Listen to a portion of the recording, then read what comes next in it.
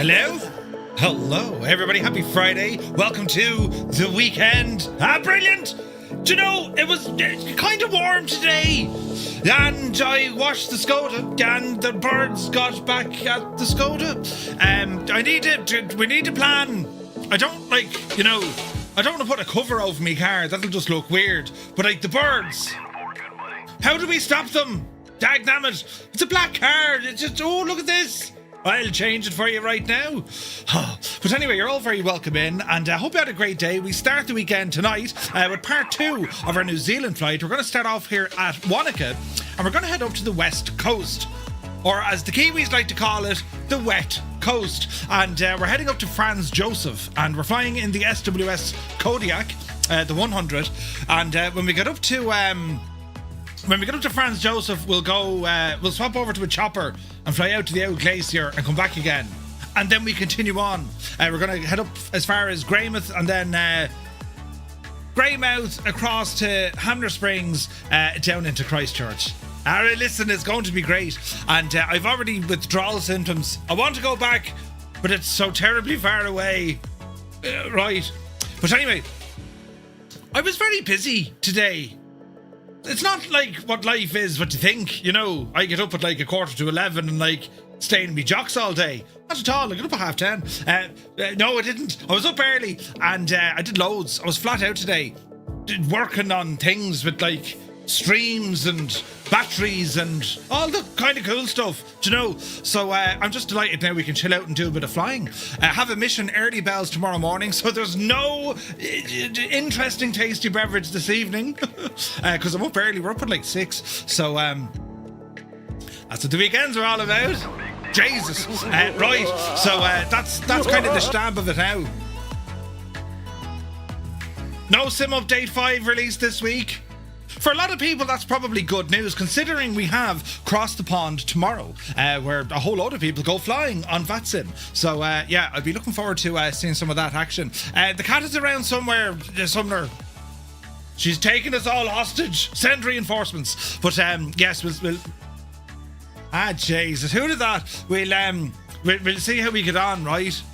That's, terrible. Isn't it, though? You know, right? Doesn't even have the same glasses, oh Jesus. But anyway, we shall ramble into the chat here. Say good evening, and well, you're all very welcome in, lads. Kirog is here. Good evening. Super Typhon is in the house. Fierce Wolf, looking fierce. And Wolfie, good to see you, buddy. Vacuum is in the house. Ferocum Gamer is here. Mac Vision, good evening. APU Inspector, haha. The weekend, it is here, man. Mac Vision, indeed. Evening all. Sir Camsalot. I read the thing. It can happen to anyone. Sir Camsalot. AJH man, hope you're well. Captain Donut is here. Eamon 1973, good evening. Kozaki Flyer's in the house. Unifly is better than Join FS. I haven't tested it enough yet, Kozaki. But we could look at it, sure. The Boise, good evening. Wolfard is here, welcome aboard. Viper Strike is in the house, ready to arrive into Southampton tomorrow. Which is Janie. I hope the weather's staying well. Mutley is here, good evening. Mrs. TPHI, upside down person thing. It's an ailment. She can't be the right way around at all. But she's here. Welcome in, Mrs. Now, Viper, thank you very much indeed for 120 in a row. Are we using WingLink this evening? Oh, yes, I need to... Oh, we will. I have a new code to set up. Kanzu was here's the thing with the yoke. So, yes, remind me in 11 seconds and we'll get straight into that. Do you know what I mean? Now, let me see. Yes. We're on live time and live weather here in New Zealand. It looks absolutely gorgeous this morning. Flyer10, hope you're well. Febro is in the house. Spitfire RAF 100 is in the chat. Happy Friday, buddy. Shuffle Shoes shuffles in. AJH, hope you're well. Linny Bobbins is here. She says, I'm sat here roasting. Get the aircon out. Jesus. I was looking at the aircon today. Do you know, because it was 18 degrees here today in Tipperary, and it was gorgeous now, absolutely beautiful. But it got me thinking, oh Jesus, this place gets very hot in the summer, So I'll have to... Do you know what's sad about that one? That's not terribly long ago. And look at there's a lot more going on as opposed to what's happening now. That's very upsetting. Right. Jesus, but yeah, hot weather, air conditioning. Oh yeah, we're also going to, we're doing our Bremen flight on Sunday. Ah yes, I went for the A400 again, only because, well, I haven't flown it in ages, right? And it is a very capable aircraft, and I didn't want to go with a jet, right? So we're going with the A400. And again, only because like they tend to operate out. I saw pictures of them when we're in Christchurch. They head on out to Antarctica and all this for the research. You see, they're a friggin' huge plane. So that's what we're taking on Sunday. But you're more than welcome to take any aircraft you want to fly. You know, it's an open invitation. Sunjammer, good evening. Krabby One is in the house. Larry's here. Friday evening, let's drink. Indeed, a great poem. Great poem. Uniform Goose, good day, Goose. Hope you're keeping well. The Impossible Face, actually not scrambling to get me sim up for a change. Yes. Wolf, thank you very much indeed for 15 in a row. Apache is in the house. Good evening. 150 streams, buddy. Thank you very, very much indeed. Mac Manser's here. Gibbo Ireland is in the chat. Good to see you, Gibbo. Happy Friday, man. Straff21 is here. Hola. 98 Vulcan, he says, good evening, Murph and Fireflies. On Anzac Day here in Australia and New Zealand, multitasking big time this morning, watching the dawn services. My grandson is going to be on the flag party at the Australian War Memorial and Remembrance Service in Canberra this morning. Very proud today. Awesome news, and we'll have a great day. Stu Snape is in the house. Good to see you, Stu. Happy Friday, bud. Sunjammer, 7 in a row. Thank you very much indeed. So today we get to see a Kodiak on a mountain. You wouldn't know. You wouldn't know your luck. Do you know?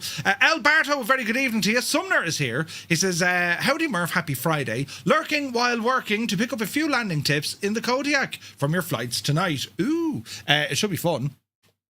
It's a great plane. We flew it last week.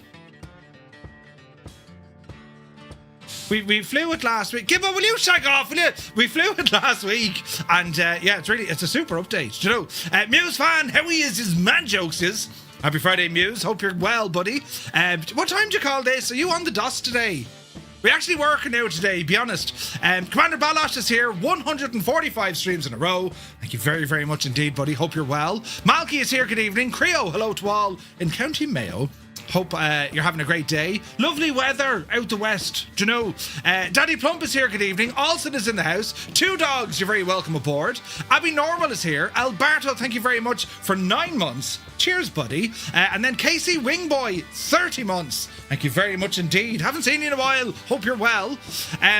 What day did Murph share vacation photos? Well, last week, but I have a few more to show, you know. I have a few more to show. Oh wait, balls, I never went back to the Limbics. The Limbics, I'm an absolute terrible person. I had a week of it. Hang on. Jesus, I'm terrible. I'm literally typing, Jesus, I'm terrible.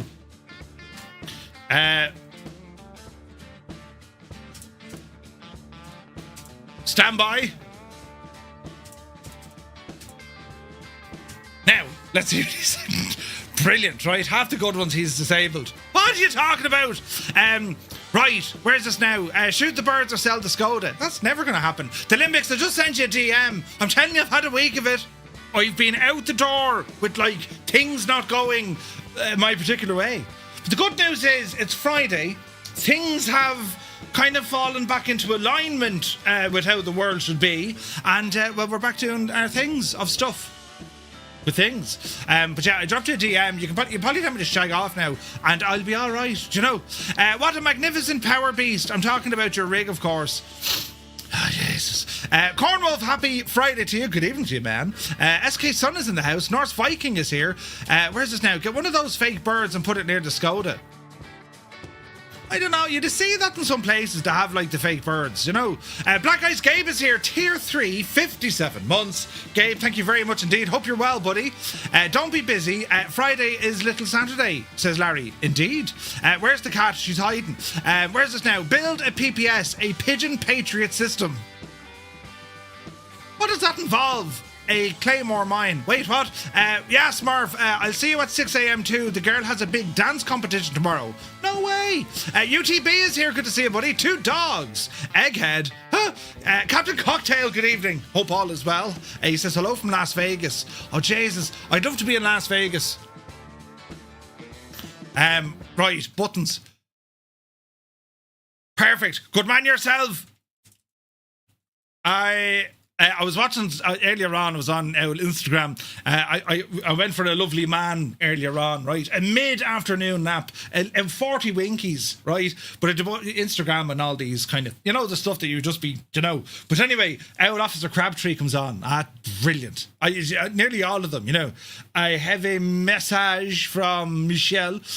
Brilliant. Right. Some of the stuff to talk about, it's brilliant. Now, where's this? I shall... now. Right, now we're catching up. Things got very busy there. Whack-a-mole, good evening. Zybok Doc calling from Denmark. Hello from Tipperary, hope you're well. The router is here. Where is this now? We'll use Winglink, 100%. Esso is in the house. Good day from Minnesota. Welcome aboard. Loading summer weather for Expo as we speak. Doesn't it get quite warm? It gets shocking cold, but it gets quite warm there during the summer. Looking forward to it. Lenny Brooks says, it's beer o'clock on a Friday. Indeed, it is. Rob MCR, hey, Rob. Good to see you, bud. Where's this now? Cyrus T is in the house. Happy Friday to you, Cyrus. Hope you're well. Dazza Tiaram is here. Good to see you, Dazza. Hope you're having a great day. Who else come in? Matt is in the house. Good to see you. When it starts, it goes fast. I speak from a point of knowing very well. Right. It's mad. Absolutely mad. Slow mode still. Jesus. No, I think we're good. Like let me know if there's any owl kind of, if there's an issue, let me know. But I didn't see any owl issue. But if there is an issue, let me know and we'll turn it off. Do you know what I mean? QC Frank is here. Good to see you. My headache and I are ready to fly. Oh, Jesus. We will still take 11 hours. I don't think so. We're going to start off at 1200 Zulu on Sunday. And I would expect, 7 hours maybe, roughly. But it all depends on the weather, because we'll do it live. It'll be live time and live weather. We have to be the only bunch of Eid that's actually going the opposite way across the Atlantic the day after across the pond. And they're brilliant. Yes. What are these lot doing? We're going the other way. Brilliant. Stu says, I did a practice flight this evening in the A400. It went quite well. Nice. I fired it up earlier on just to see, and it seemed perfectly fine. I'm Pierce is here. Good evening. Hope you're well. Now let me see. Vex Freeze is in the house. Good to see you. Flipper Alloy is here. Happy Friday. Goblin Zeus. Good evening. I'm waiting for I'm in your room right now shot. Right? Jesus. Black Ice Gabe. Indeed. Brilliant weather in North Mayo, says Creo. Yeah, savage day. And it's been nice for the next few days. I think it's Shush, you 10 seconds is an age. Jesus. Right, Quacka. Good evening, Quacka. Hope you're well. Cornwolf reports. So, my wife was cleaning out her mum's house and found a right gem. Her dad also used to work at Echo Golf November X-Ray and had dealing with the Concorde when it came in, and I have to a pack that used to get when you boarded in mint condition for its age. I will post pics in Discord. Ooh, Concorde memorabilia. That's awesome, Cornwolf. Sweet. Gibbo, Merv, thanks for your service. That's terrible, isn't it? But also very true and funny. Ask You is here. Good to see you. Your mother-in-law does not look very well. She is more wrinkled and haggard than usual. Jesus. Right, now let's see. Kanzui is here. Hello. Good to see you, man. Soaring AJ. AJH, man. Happy Friday. Where is this now? Have you trained the cat to bring you pints? Not just yet. Where is this now? Mr. Dan, good to see you. Nighthawk is in the chat. Welcome aboard. Do you think a Spitfire would be good to fly with this? Sure. That's quite okay, Cornwolf. Don't worry. You could have the perfect English. I'll still read it wrong. You know what I mean?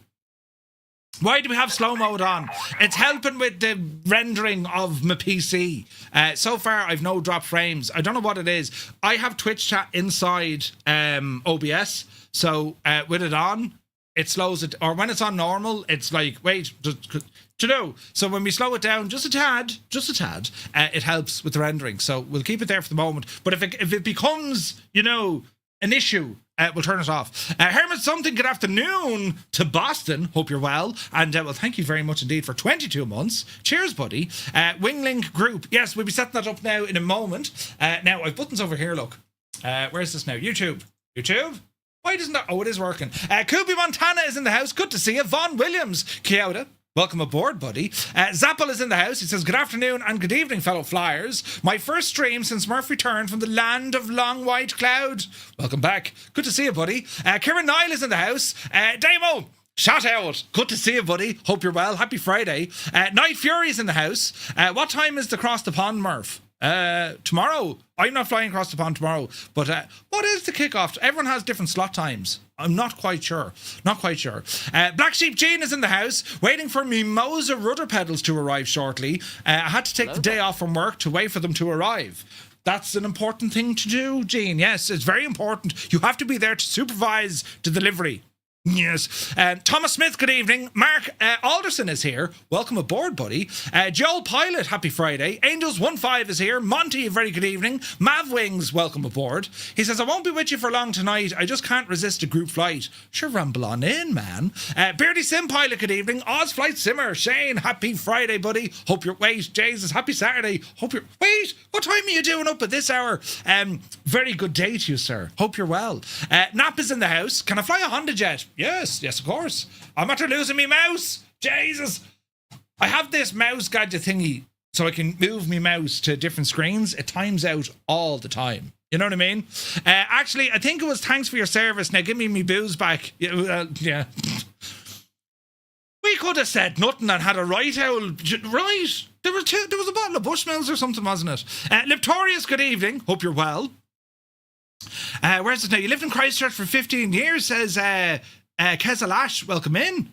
Nice. In the South Island. You're still in Southland. Sweet. I was only there a couple of weeks ago. Debba Fly, good evening. Hope you're well. Flying tonight. What's happening? He says, 'tis a rare sunny day here. Amazing. Sunny, you say? Yeah, the weather's all mad over here. We're not going to complain. It's lovely.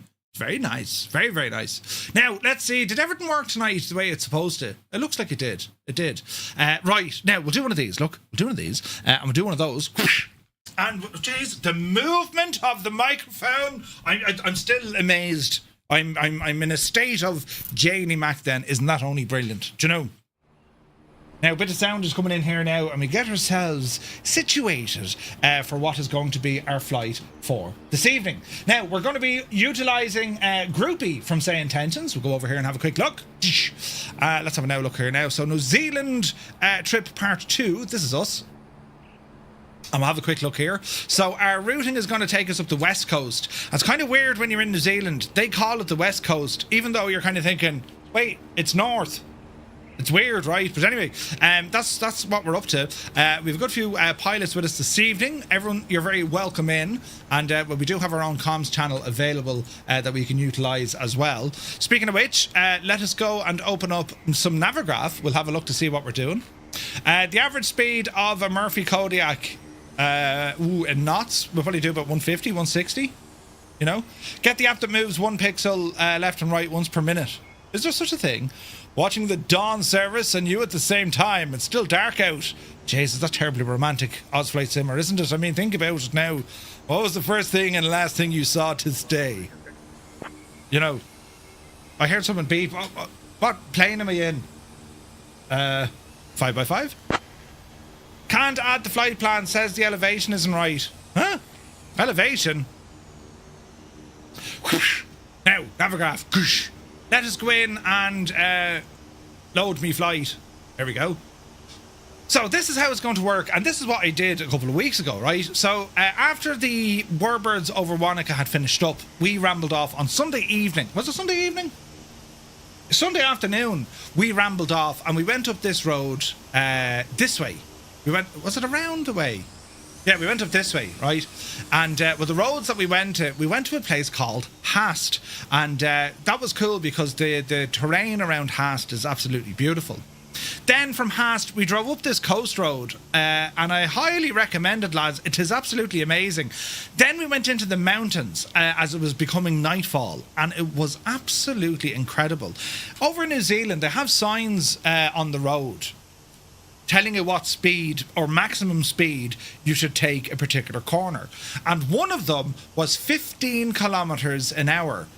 It was literally full lock on the steering wheel and head out the side window as you drove around. It was phenomenally good. But anyway, we'll ramble on up this way, kind of following as the crow flies. And as we get up this neck of the woods, we're going to fly up as far as Franz Josef. Now, you have Franz Josef and you have Fox Glacier. There's two of them there. But we're going to focus on the Franz Josef Glacier. Now, at Franz Josef, there's not an awful lot in there. There is an airport. And then you have like a built-up area, which isn't actually much. That's not right at all. There's the airport, but I think the village or the townland of Franz Josef. Where is it, Murph? She's over. Where is it? Look, there's that mad friggin' turn. Look, that's a road, lads. Look, crazy.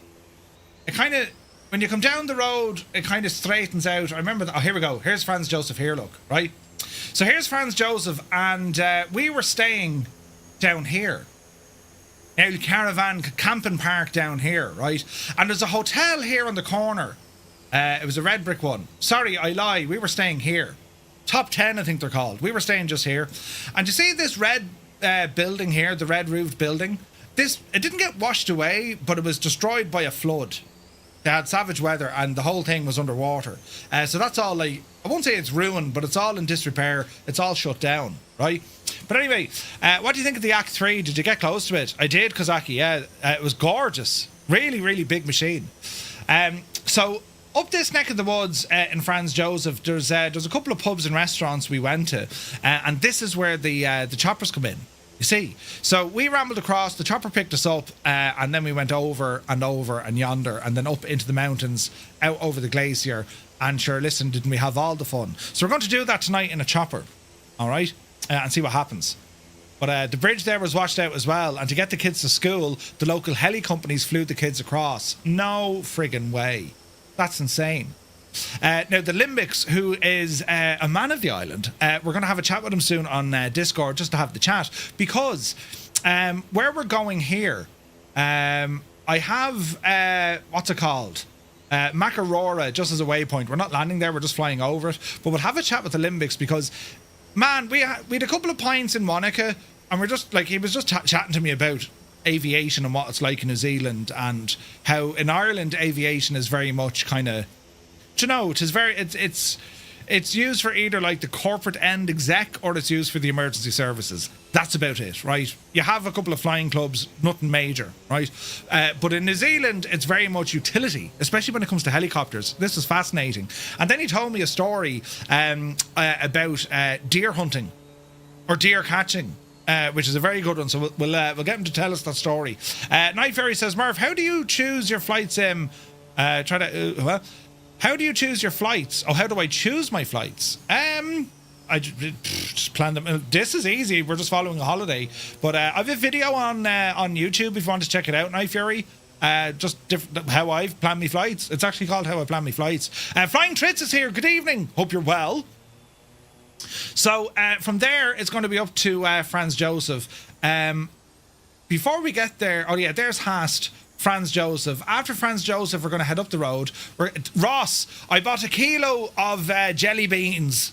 Ah, brilliant. I bought a kilogram of jelly beans in Ross. Fantastic. I only finished them today. But anyway, from Ross then, further on up the track, and we're going to go to a place called Hokitika. Now, Hokitika, it's nice. There's a lovely beach there, and the sand is almost black. It is lovely now. But we're in Hokitika, and from there, we went further on north up to Greymouth. And we stayed in Greymouth, and how I know we stayed in Greymouth, our campsite was in beside the graveyard, right? People are dying to get in there. And there was a runway right beside us, and the New Zealand Flying Doctors were in and out pretty much all night in King Air aircraft. I was out looking at them. It was class looking, right? Absolutely class. So from there, we then did a little ramble down the road here to a place called Shantytown. And that's where I was sending the pictures on Discord. Think of like the Wild West or the 1890s, all the gold rush. And that's where we visited. And then from there, from Greymouth, we didn't go much further north. We cut across then. We came through Reefton, and then it was down, and we went to Hamner Springs. Hamner Springs is great crack. They've lovely thermal pools and hot springs, naturally. So that's where we went. And then from Hamner Springs, we're going to ramble down into Christchurch. That is the plan of tonight's flight. We'll see what happens. right? There's a bit of mileage in it, but it'll be a bit of fun.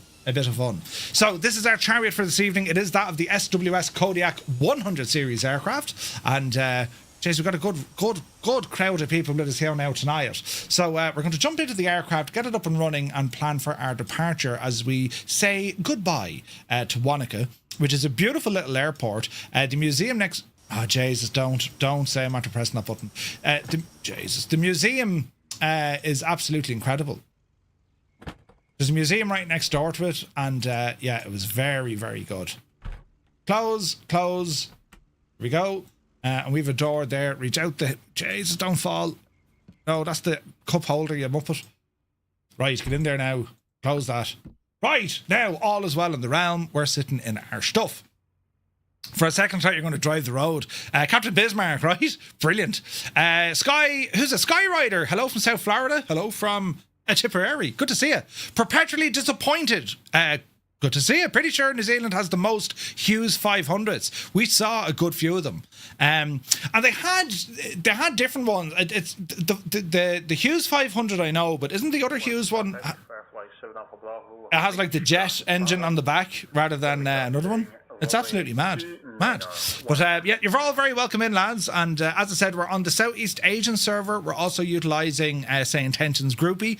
So you're more than welcome to fly along. Now, oh, hang on. Didn't have to do that for Kanzui. He was about to burst me. Wait now.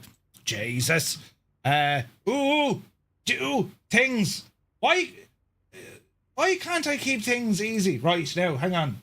Right, there's a key. Lovely. Now, if I open up this, Murph, pilot name, create a group, load a flight plan, New Zealand, group code, key, excellent, start the flight, goosh, turn on overlay, goosh, and there we have it. All right, so this is called WingLink. It was created by Kanzui, and the idea behind it is it's a very light kind of bit of software that runs on your PC, and it's able to connect to Microsoft Flight Sim, and it will basically, without injecting the traffic, it's just letting you know what pilots are in your group and where they are in relation to the different waypoints. And you can go further and actually get, you can get information as to, well, where are they? You can change the leader and say, right, well, what's their distance? What's their heading? What's their altitude? Right? It's class. Absolutely class. I was born in Hokkien, grew up in a farm about 5 kilometers north. No way. CTD has me finish off before we start. Oh, Jesus, Mav. You poor old devil. The Hughes 600 Notar. There you go. That's the one. Right. To get this machine set up, well, let's go through it. We're going to start off up on top. We're going to turn on the fuel tanks. We'll then go ahead and turn or push in the fuel firewall. We'll put our prop to full. There's idle. Leave that condition lever off. Quick check on our circuit breakers. These are all modelled, which is great to see. That tablet we probably don't need. We can put it down there and disappear the yoke for the moment. So before we go, flaps are in the up position. Landing gear is fixed. Parking brake is set to on. Master battery coming on. Beacon nav. We'll also want to get our inertial separator open, so we'll go ahead and do that.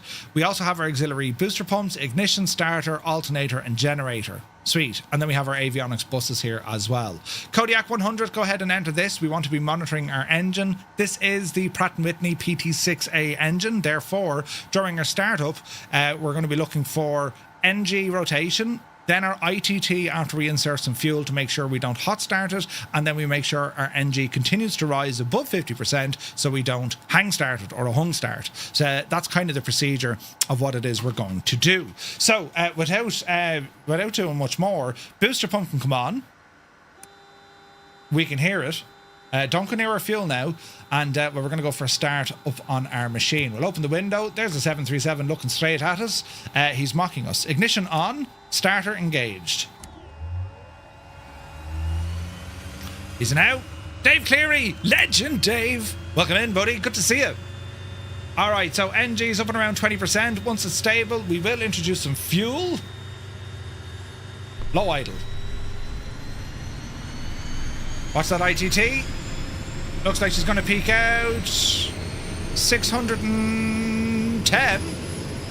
And now to drop in, NG is over 50%. Lovely hurdling. We'll go mixture high or condition lever high, ignition and starter off, generator alternator, and avionics. And that's a good start in our engine. Sweet! Okay, we're looking good down here.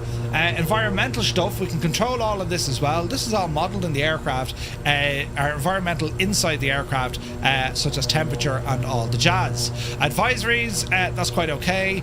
Our transponder, we'll stick it on VF4 and we'll go altitude reporting. And other things we want to put on our taxi light. Cabin light can come on here as well. Instrument lights, just as we're waiting for that sun to come up. Pitot heat, probably need them. I'd say it's cold. Do we have a thermometer built into this machine? Outside air temperature, 10 degrees outside. We'll turn it on for the moment and see what happens, right? Right, good start in the engine. Where's this now? You got a plane started. I got more yarn barf. This is the 4th giant knot. Yarn barf. Are you knitting? Jesus. Right. All is looking well. We're going to come off the brakes. Roll forward. And onto the taxiway. Now, as we're taxiing, not to flaps. Beautiful. And we'll keep an eye on what we're looking at here. Wanaka traffic, November 235 Romeo Mike is a Kodiak. We're going to be taxiing to runway 29er for a departure, Wanaka. Alright, so it's going to be runway 29er. We're going to come onto the main ramp here.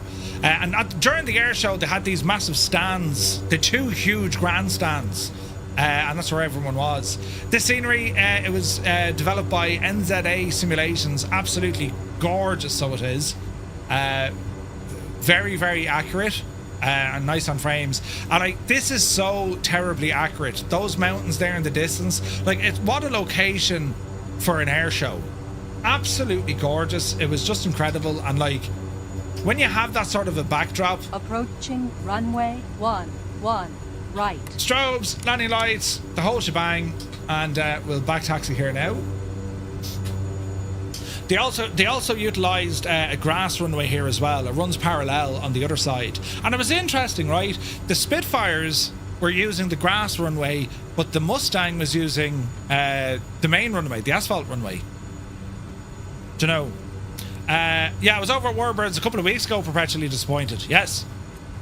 Hey, Zard is here. Good to see you, Zard. Welcome in, bud. Batchelli, hope you're well.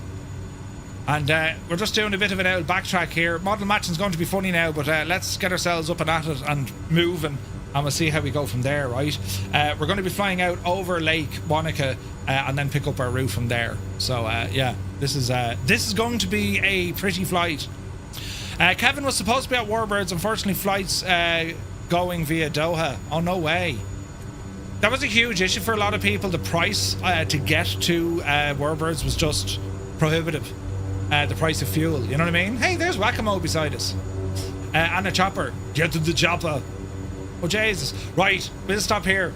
Quick check on everything. So, engine all looking good. We will go ahead and configure our autopilot. We'll go heading mode for the moment. We will set on altitude. Runway 29 remaining. 3,800 feet. Should be plenty of room. And let me see here now. So that's all okay. That's all okay. Autopilot controls. We shall say flight director's coming on. We're going to arm heading mode. We're going to arm VS mode, and we're going to program this guy for about 1,500 feet a minute, so we don't need to worry after takeoff. All right. Did Wanaka have an air truck? It did. It did. Initial altitude about 4,000. Stu. We'll see how we go. All right. So with all that said, we're walking, talking, and squawking. Power coming in. Watch the torque in this machine. Is it now? There's our takeoff power set. Off the brakes. Rudder is already auto trimmed. Airspeed alive. We're moving. There's 60.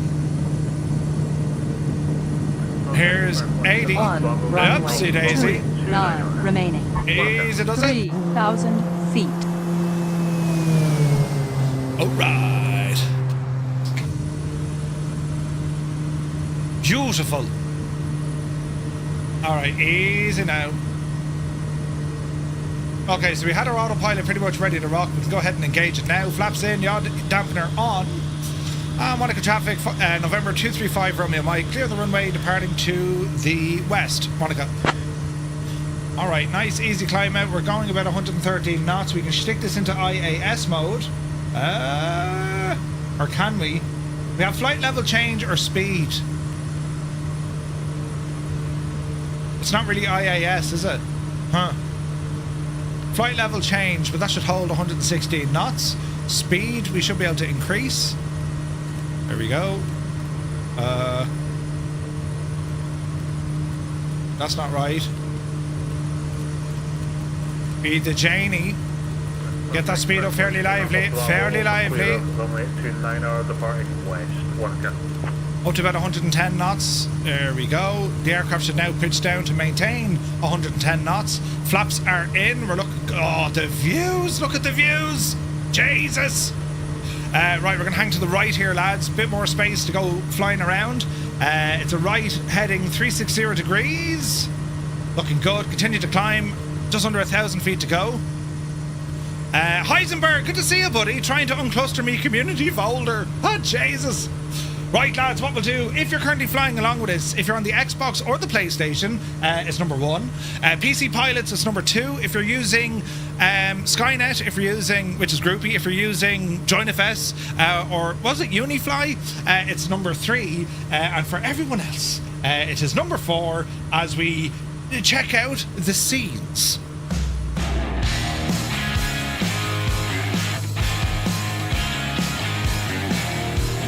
Hello, Fireflies. Welcome to the Flying Circus. We live stream Monday to Friday, 1900 Zulu time, right here.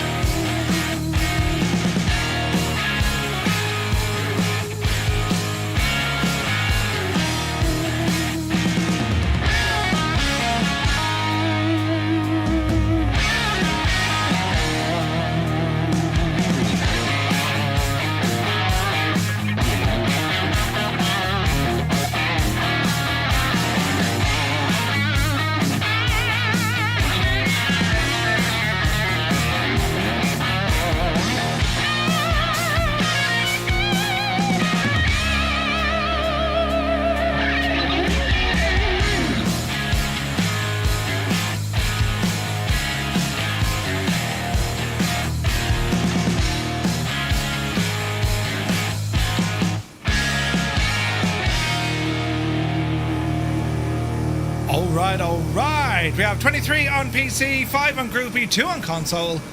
Nice. All right, pretty decent climb out there. Let's put WinLink up on the top. All right, we're looking good. Holding here at 4,000 feet. Jeez, there's lots going on. We're going to go ahead and close off our inertial separator. Watch the torque jump a little bit. Easy. Easy. All right, that's pretty good. All right, so we're going to circle around. We're going to fly out over Lake Wanaka. That's where we were. That's where we were last week or 3 weeks ago. 3 weeks ago? I think it was 3 weeks ago. And it was absolutely gorgeous, just stunning, right? So this is Lake Wanaka here ahead of us. So we're going to head this direction first, and we'll head up the lake as we ramble up to our next waypoint, right? And as I said, like, just to give you an idea of the locale, it was absolutely gorgeous. And they do these air displays over the lake in the evening time after the air show is on. Absolutely incredible. So to give you an idea, right, I think it was this one. Maybe it was this one. Yeah, it was this one. So you had these lads doing their stuff overhead as we were we're just sitting there by the beach, and just incredible. Like, when you consider the backdrop, the skyline, those aircraft flying over you, it was just a wonderful part of the world to be in. I mean, look at this. Look this state of that, right? And that was on, I recorded these on the Friday, I think, and just incredible. Now I have to say, absolutely gorgeous. So where is this now? That's where we're flying over right now. So there's the shoreline where that's where I was standing recording all of that, and it was absolutely insane. But even like the navigation for the pilots flying in and out of that area, like, look at all the terrain they had to fight with. It was friggin' nuts, right? Watch your torque there, Murph. Don't break it, you muppet. Advisory, yes. Easy. Right, we're looking better. Jesus, we're in cruise mode here. Look, 177 knots indicated. We'll take it. So we'll blast on up the road here now. It's beautiful all year round. It's a gorgeous place. And they have the tree. You know, the famous tree? I don't know, it's just a tree that's in the water. The Wanaka tree, I think they call it. But I have a picture here of the Wanaka tree. Where are you now? Here is a picture of the Wanaka tree on a cloudy morning. And we wouldn't have that in Ireland. Some divil would friggin' cut it down and put it on his fire. Do you know what I mean? But that's over there now, which is very, very nice. Beautiful. Now, right turn. We're going to head up the river here. It's a huge lake. So we're going to head up this neck of the woods now. Oh man, this is pretty. It was like our flight last week. I mean, the scenery here is just stunning. You know, that damn tree. No, we have the field on Craggy Island. Wasn't it the Holy Stone on Craggy Island? Wasn't that the one? Yeah, I think that was the one. I think.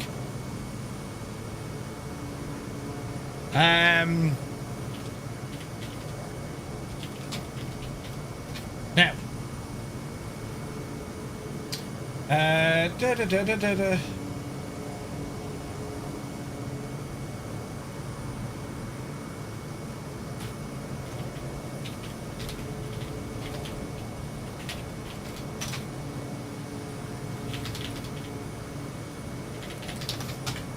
It's at the stage I can nearly use a friggin' personal assistant, you know what I mean? Where am I going? I'm going wrong. Right turn, Murph. Jesus. We need to go up this way. Don't follow me. We have that too, yeah. Peter Thiel owns a block of land just in front of you. Peter Thiel? Who's Peter Thiel? Now, let's have an old gawk over here. Keep returning. So the roadway just goes on the far side of this lake. So as you're driving along, you're looking down into the lake. It was incredible.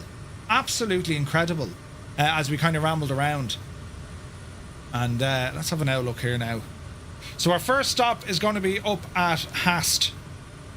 That's where we land first, I think, according to my plan. Right?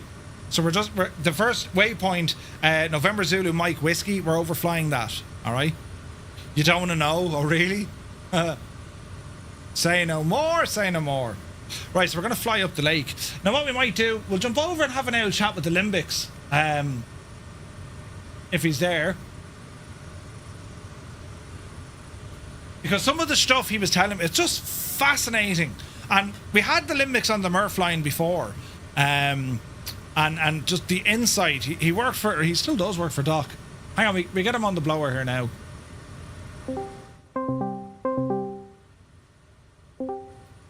Hello?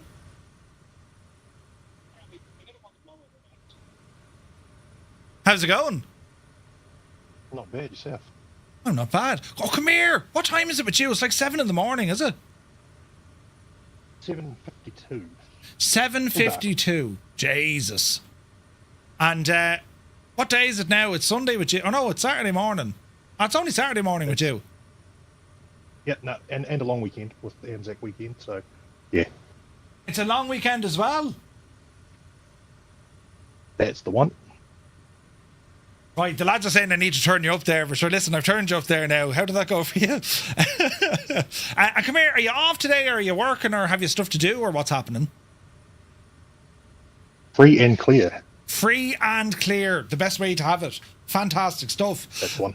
Well, come here anyway. I was absolutely gobsmacked by the stuff you were telling me in relation to just what you work at and also what goes on in the place, especially when you start talking about the use of helicopters. I was fascinated by this as we put up a picture. There's the Limbics there in the middle and his lovely partner, and there's the head of a deer on the wall. I'm only noticing in that now, look.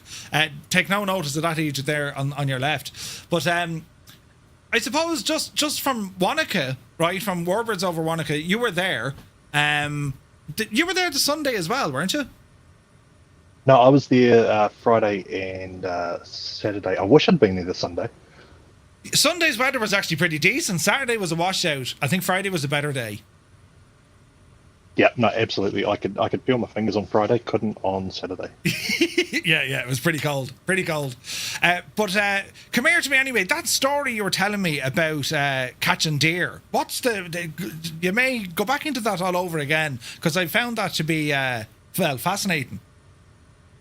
So yeah, the whole deer capture industry was kind of invented by New Zealand, and it started sort of in the 20s before obviously helicopters, but by a bit of an industry to get this feral population of deer under control. Right. It's currently decimated. I was going to say decimating, but it's decimated the sort of forests for all our native stuff. And we've got a few different species of deer, but the idea was, let's get them under control by hunting and a few other things, and hey, let's try and make a few bob along the way. And that worked. And then as things progressed in the aviation space, helicopters became a thing, and all of a sudden, live capture became the idea of finding mobs of these deer, taking them out, farming them. Turning them into something more useful than just a pest, and then finding an international market. And so, things like the meat, the fur, even the antler fuzz, the velvet, is used in China for all sorts of medical stuff. So, yeah, quite fascinating. But the helicopters was what made this possible. So they started bringing in as early as the late 50s Hiller helicopters to... They'd go in and net these deer with net guns, land beside them, hook them up to the utility hook under a helicopter, and then lift them up. But they did so in endearing ways, let's call it, where they would hook up this huge weight of live animals, often exceeding the weight of the helicopter's designed lifting capacity. They would put the helicopter behind the weight or the deer on a long line, and then use the helicopter in forward momentum flight at low, in-ground effect still, to build up lift on these helicopters before they took the weight, and then they'd pull the weight as they moved on past the weight of the deer, and then they'd get lift. It's a big no-no these days. You wouldn't do that, but that's how they started, and then they started exporting these deer, both to local farms and overseas. It's gas, right? Because it's basically you're lassoing a deer like a cowboy would lasso a cow, right? Except this is done in a helicopter in the 50s. There was no procedure. There was no procedure for this. This is just like, sure, we'll figure it out as we go. Oh, absolutely. And like Hughes came out after the 500 was well introduced in New Zealand, and as has been mentioned already, there's lots of them here. And this is part of the reason. The trainers came out, and the people designing the Hughes 500 came out and said, let's have a look at what these Kiwis are doing. And what they found was things that Hughes shouldn't be doing. And the trainers were absolutely gobsmacked at the situations that they were using. Like, we're talking flying a long line of live deer and bouncing the net, the full net, off the tops of trees to make sure that they were knowing where the forest was, because they were doing this 24/7, flying in conditions that they shouldn't have been flying, and flying with weights they shouldn't have been flying in, and like to the point of using the inertia of the weight underneath to help maneuver the helicopter in forestry areas. Like, just dodgy stuff. Absolute dodgy stuff. And the fact that Hughes came out there to go, hey, what are you guys actually doing here? That's hilarious. But I remember at the air show, like, the announcer came on to talk about this whole story, because there was over 30 helos at the air show. They were either privately owned or they're owned by companies. But they're not really looked at as I was saying over here, they're very much like a corporate thing, or the emergency services. I mean, I was telling you, we were driving up a road and there was a chopper, slinging loads from one canyon to the next for the lads working on a road. Like, it's absolutely crazy what they can actually do with choppers out there. And you're no stranger to them either. I mean, you've been in and out of choppers for years. Yeah, I grew up in helicopters, going to and from various islands that my father looked at for the Department of Conservation, an organisation that I now work for, although not for lack of trying to go somewhere else. And yeah, so I was lifted into them, and I can still remember the fear of being lifted towards the spinning blades of doom, and that's where I became a skid biter, in other words, and absolutely love helicopters. Jesus. We just got raided there by London Controller. Jamie, welcome in. We're chatting here with the Limbics as we kind of retrace my steps around New Zealand. And we went to Warbirds over Wanaka, which is a big air show. It's on every 2 years. And there was the things that were said at Warbirds over Wanaka when it came to helicopter flying in New Zealand. They're effectively helicopter cowboys, and I mean that in the realest sense of the term, as in they're utilizing helicopters to catch wild animals, as in like putting a net on the bottom of a chopper, flying it into the wilderness, and try catch things with them, and not for hunting. I mean, eventually came to conservation after that, but it kind of was to do with hunting. I mean, the deer wasn't native to New Zealand, sure wasn't. No, absolutely. In fact, my partner, her family was one of the original families that brought deer into New Zealand as a meat source and a fur source. So it's kind of her fault. I'm no better. My family was brought in doing whaling. So we're trying to repay for our sins. Yeah, it's gas. That's right, Jet. It's. I remember chatting to her. She's of different backgrounds, but like, yeah, it's gas how they kind of just ended up there between friggin' deer, cats, Jesus, anything really ended up there. All became a bit of an issue.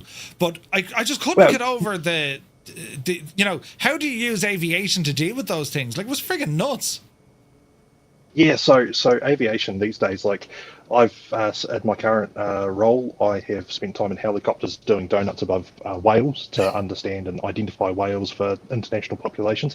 That's the first time I've ever felt airsick, looking down a camera lens, doing donuts above a helicopter, above a whale in a very tight space.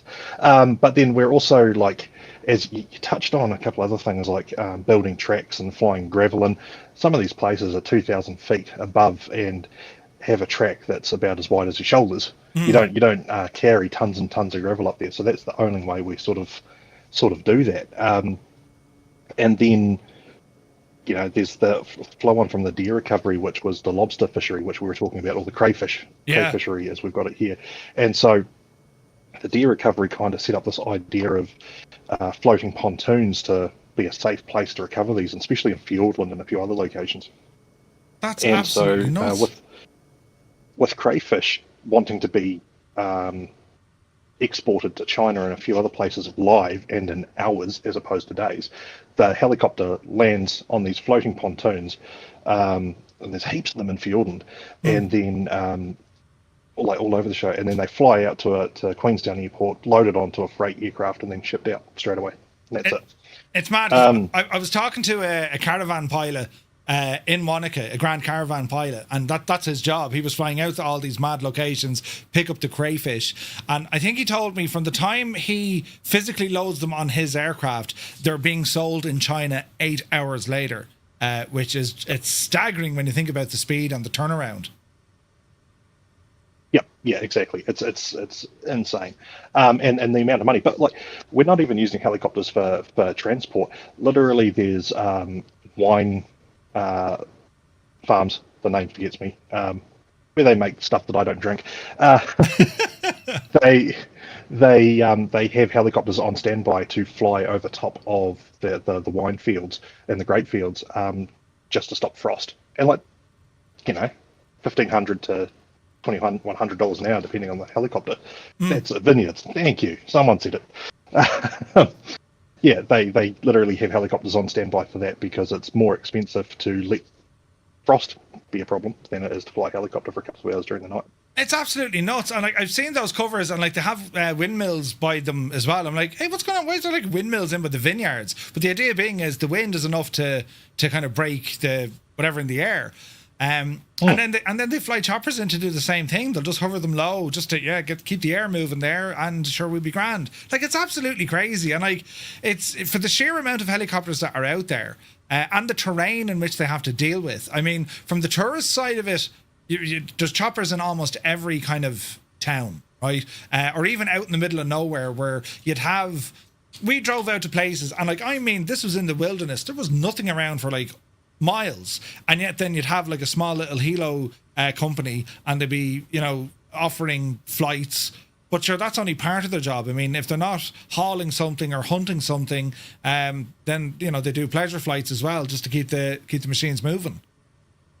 That's exactly it. They've got to make money. Like the organisation I work for, which is DOC, Department of Conservation, and all the work of getting people to and from research sites or construction sites or responding to numerous other things. DOC is the single biggest employer of helicopters in the country. Oh, really? Wow. By a huge percentage. And we've got a lot of rules around them. Things, obviously, as passengers we can and can't do. There's been accidents. It's that sort of thing that we're managing, that health and safety. Health and safety doesn't it's everywhere. And but we couldn't do our job without them, basically. That's absolutely crazy. And like, again, right, they were used in they're used in search and rescue as well. And of course, they told me the story then of the Black Hawk pilot. How he went. Yeah. He went, like, what a story, what a dude. And like, he was at the air show, he was in a Black Hawk, absolutely throwing that thing around the place. I have a video of it here. But like, what was the story behind him again? Because like, he was highly decorated after the fact. Yeah, so he's his name is Mark Law, and he's a ex-New Zealand SAS soldier in New Zealand. So escorting VIPs, but also doing some of the stuff in other countries that we'll never find out about. Believe it or not, that was his first air show. He'd never done anything like this before. Really? And he actually on his Instagram page, he shared the handwritten notes of how he was going to fly the helicopter up and down the runway. Absolute legend. But yeah, what he did, he was on a medical at the time, but I want to say it was early 2020. New Zealand had a bit of a national disaster that became a little bit of an international disaster, I'll say, where Whakaari White Island, just north of Auckland-ish, exploded with people on it. It's a volcano. It's been active for a large number of years, like in the millions, and it exploded, had people on it. And Muse fans should be able to give us a good date check on that. He'd know, Yeah. And it exploded, and people were on it, and it was not good. It was a bit of a tourist destination, and he did a bit of a risk assessment, being ex-SAS, quite a good one. He looked at his medical and thought, well, this is about to get signed off. And I'm about to be able to fly again. So let's jump in a helicopter and go save some people. So he did. He was the first helicopter pilot on the scene, experienced. He loaded in a number of people who survived, which is amazing. However, our Civil Aviation Authority and parts of the New Zealand government sort of thought, we don't like what you did there. Put yourself at risk and put others at risk, and we're going to take you to court. And so imagine that, like. Yeah. And the New Zealand public rallied behind him. The aviation community rallied behind him and said, no, what he did was save lives. He didn't care about the consequences. and it was very brave. And in the end of the day, the New Zealand government saw reason, thank you very much, and gave him a New Zealand Medal of Bravery. Wow. For his actions and selflessness. And then he brought a relatively old Black Hawk into New Zealand, started what's called kahu helicopters, kahu being the name, Māori name for bird of prey here, the Harrier Hawk. And the rest is kind of history. It's not being used for military purposes, obviously. It's private. It's being used to lift huts into place, multi-ton huts, or lift logs out of logging areas, or as something I approved, a four-wheel drive that had crashed down a mountainside on someone's poor choices on a recreational weekend. Like, it's absolutely mad. Like, 'cause when I saw the chopper, I was looking at it going, there's no way this actually flies. Because when you look at the chopper, I think I have pictures of it here. When you look at the chopper, you're kind of thinking, yeah, tis fairly worn, and she's not like, it's not what you'd expect in terms of, here's an aerobatic utility chopper ready to rock. And like, he absolutely threw this thing around, incredibly skillful. But it's a utility chopper. It's a work vehicle. I mean, we see it and we're like, ooh, Black Hawk, and like, amazing. But to a lot of these guys, it's like, machine does job, and job is grand. Do you know what I mean? It's incredible. Or multiple grands. So I hate to pay the bill on this thing. You could imagine, like, even the maintenance costs alone, or like the cost per hour when it's flying. And not only that, I'd love to know its history, because like she's the old version, if you like, the old Sikorsky Black Hawk. So like, yeah, that has some, no doubt it has stories to tell. But I found the whole thing fascinating, because it's very much like, yeah, it's no bother, it's no thing when it comes to aviation in New Zealand. And I'm like, lads, it's like, whatever about supporting agriculture, and you've seen this in other countries. They might do a bit of spraying, they might do kind of spotter work, and as I said, the business and law enforcement. But like, when you're looking at helicopters in particular as pure utility, I mean, it's like, you're going to do any project, yeah, we probably need a chopper to do this, yeah, that's fine. It's like you'd almost go down to the local hire shop and just say, yeah, we need a chopper for this. It's amazing how unprohibitive it is. That's exactly it. The only thing that's prohibitive about it is how much it costs. But like, we've got so iwi, the Māori families that are around the show.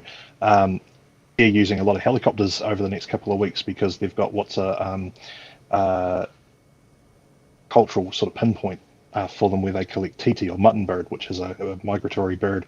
They've been doing it for hundreds of years, and they've got the rights to these islands to do this. But the only way to get there is a boat, and that's pretty dangerous, because you're talking about the Southern Ocean in some places, or a helicopter. And so they're doing it via helicopter. But these are essentially private families that go, hey, yep, here's X amount of money, take us and our supplies to these islands, and that's or hunters who want a weekend away, provided they've got again the bank book to go with it. They can fly themselves into certain places and have a great time. It's absolutely nuts. Absolutely nuts. Well, listen, the Limbics, you've been very kind to join us here. We will have to follow up with this conversation, because we were chatting over there. Like, there's so much. And that's without even going to the North Island. There's so much to learn about New Zealand, and how it's not just cool because there's aviation there, it's how deeply intertwined aviation is with everyday life. I mean, it's kind of the territory that Jorg used to talk about, trying to show aviation. It's more than just, flying people on holidays, or the emergency services, or the corporate side. I mean, aviation, like, between,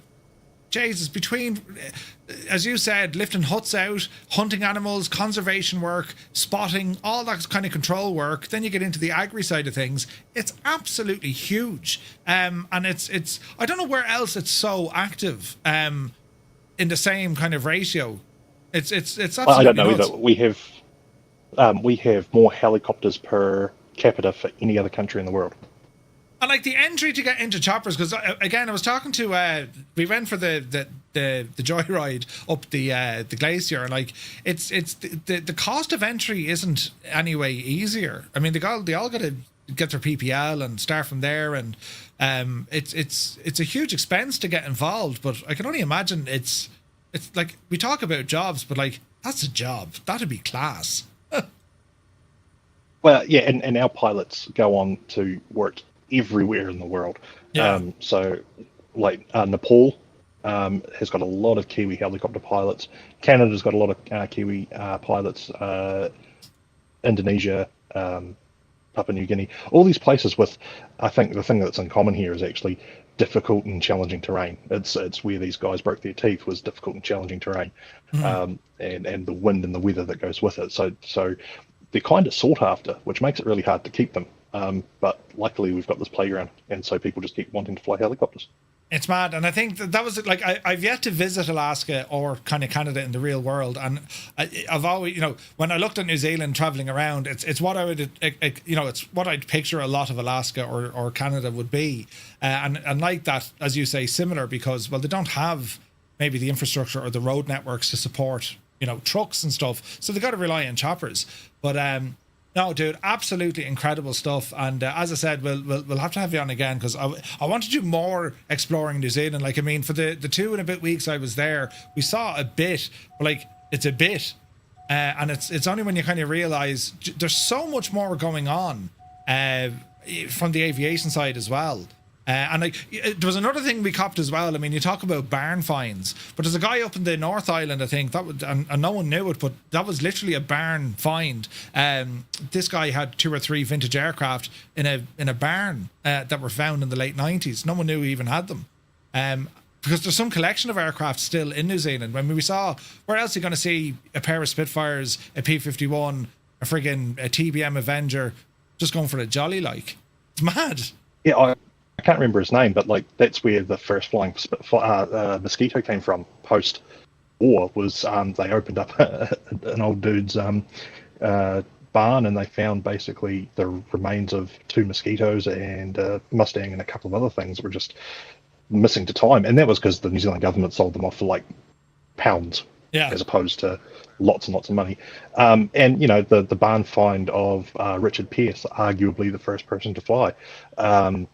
And that's a whole debate in itself that I don't want to start getting into. But seemingly 9 months before the Wright brothers flew, a New Zealand dude flew in South Otago.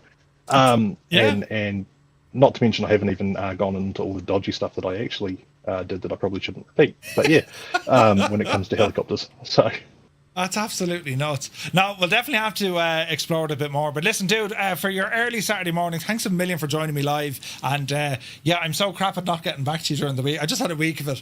And don't worry though, you're not the only one. There's other people who'd be like, Murph, did you not come back to us? But listen, have an awesome weekend with Anzac Day. And thanks a million for joining us. No problem. Anytime. Thanks, Murph. Sweet. Take care, mate. All the best. All right, that was the Limbics. Absolute, just a top lad. Real sound. We had a couple of beers on the was it a Saturday night? We had a couple of beers on the Saturday night in Wanaka, and it was absolutely just, you'd be mesmerised listening to the stories and what goes on there, the culture, the history, and just the knowledge the man has. It's unbelievable. And he was telling me about Stewart Island, which is an island way off south. And it's like, that is pretty much, the land that time forgot, which is incredible. Absolutely incredible. Wait, are we going 1-6? Jesus, I've gone the wrong way. Don't panic, Murph. We'll just horse it in there, and no one needs to know any better. So this is Haast. It's going to be a quick stop here into Haast. Our first stop on our route here for this evening. And we won't announce to anyone. We'll just ramble in and say nothing. Muse fan didn't watch Lord of the Rings. Are you mad? Why would you do that, sure? Oh wait, hang on. Where's the wind? Oh, it's a tailwind. Man, Murphy. Yep, this is how you do it, you muppet. We'll do a quick stop here in Haast, and then on the road again. 500. All right, easy now. But yeah, it was absolutely incredible. Just like, it's like everything, lads, right? We're all in whatever location we are in the world, right? Some of us have been to New Zealand, other people are in New Zealand, right? But others may never get the chance to visit there at all. And what makes what we do on our flights, on our group flights, when you get chatting to someone who's from the area, what an insight. Do you know, like, where else could you say, Jez, I was chatting to a couple of Kiwis there and they were telling us all about aviation in New Zealand. Like, where would you get it? Do you know? Absolutely incredible. Easy now. First hands were bigger than I expected. Come on, Dreamy, Olympics! sleepy, nighty, I snoozy know! snooze. Key Lafford is striked. Jesus. Hang on. Oh, Jesus. Gently now. Right, we're down, sort of, nearly. Into beta. We also got a massive raid by London Controller. Jamie, thank you very, very much indeed. If you're still here, or any of your lads are still here, very much appreciated, lads. Hope you had an awesome stream. Happy Friday. And, well, you're very welcome aboard. And here's to a great weekend. Cross the pond tomorrow. Get a good night's sleep. Right? Have your snacks ready to go. A couple of beers. Right? Do you know? You're still here. Brilliant.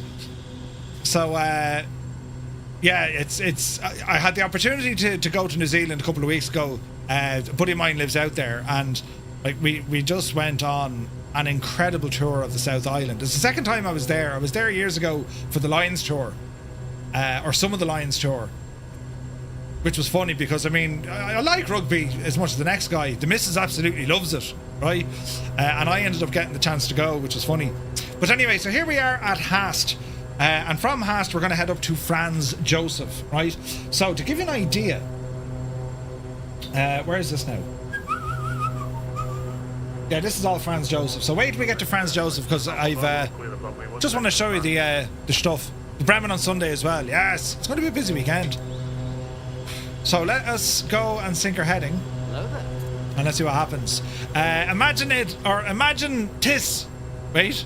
Imagine itis. Thank you for... Imaginitus. Thank you very much for the follow. I've butchered that. And also all the new follows that came in there with Jamie's raid. Lads, thanks a million. You're very kind. Who did we get? Instinct Man, thank you very much indeed. Mr. Worldwide Flyer is here. Ben Hadfield, good to see you, Ben. Robsy is here as well. And lads, thank you very, very much indeed. Oh, perpetually swapping from YouTube. Aha, very good. Did the thing die? It's just off screen. That's fine. Oh, wait, hang on. It was just off the screen. Sorry, Kanzui. He's like, Jesus, Murphy's after breaking it again. Right. Let's go flying. Notch of flaps. Power coming in. And we shall continue on. We're going to head up the coast now. This will be nice. Slight panic. Just reached my favourite part of the week. Filthy. Good to see you. Alright, speed very much alive. Upsy daisy. Oh, heck yeah. Man alive. You overcooked your Spitfire, man, yourself. Watch the trim. Easy now. Easy now. Someone's booting it. Who's booting it? Oh, there is someone booting it. Who's that? Adam. Adam's booting it. Alright, easy now. Ramble over here to the right. If you'd like to join us on this flight, lads, we're live in the Southeast Asian server. We're also using Say Intentions with Groupie. And we have all different voice comms going on with each other as well. You can also join the lads over on our Discord. Try and keep up, lads. Adam, it's good to see you, buddy. There'll be a few folks over in our chat on Discord if you'd like to join in. Easy now. So we're going to continue this right-hand turn. We did this drive. It was getting kind of evening time. Altitude for this one would probably be 3,000, I would say.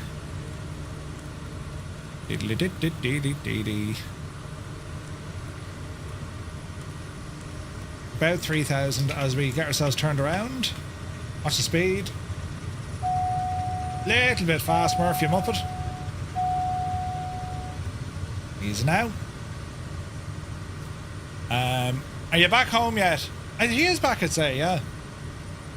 Adam, when did you get back? Have you been minding the trees today, asking for a friend? Listen, it's grand. No trees were hurt in the production, you know. Oh, man alive, this is so accurate. Bloody hell. Right, we don't need to be that low now. You're up the hill. Let's go ahead and lock our heading in. Heading. We'll go flight level change.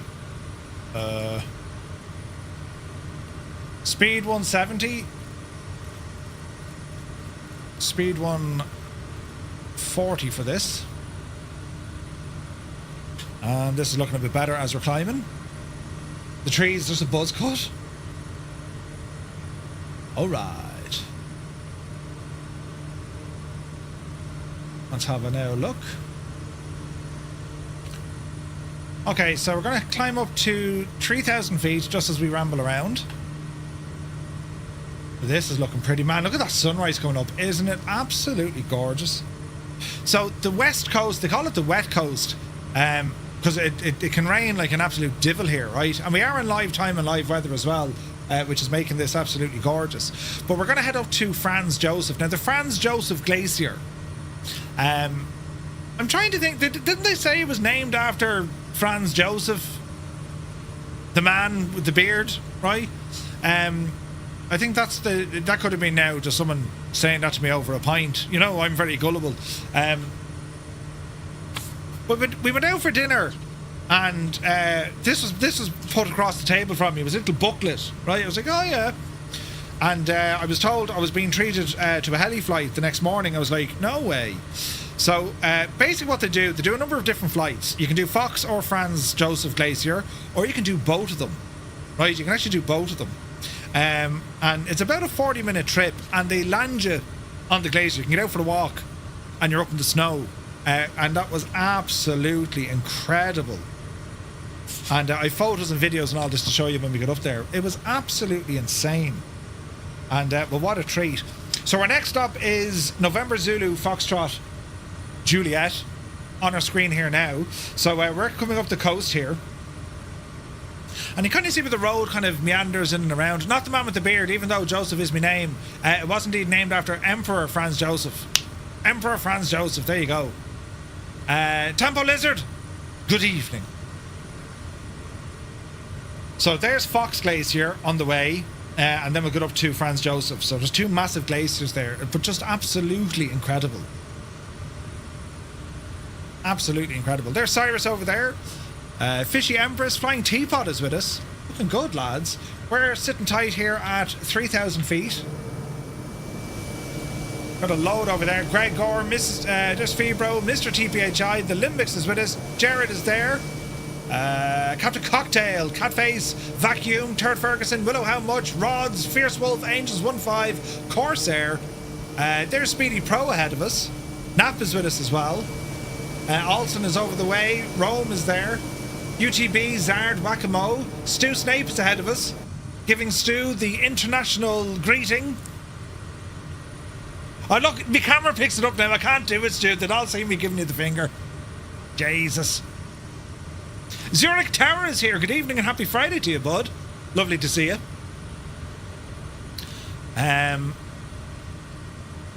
Franz Ferdinand. Oh yeah, that was the other fella. Oh Jesus, yeah, don't mention. Oh God, yeah. Where is this now?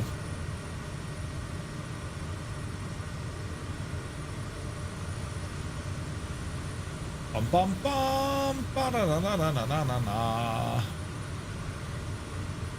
Bit of tunage, lads. Why not? Damn good band. Bit of tunage. And it's just the views, lads. I mean, look at the hack.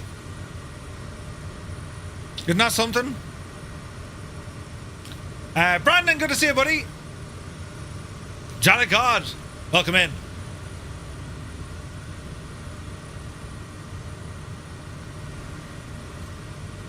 We're looking good.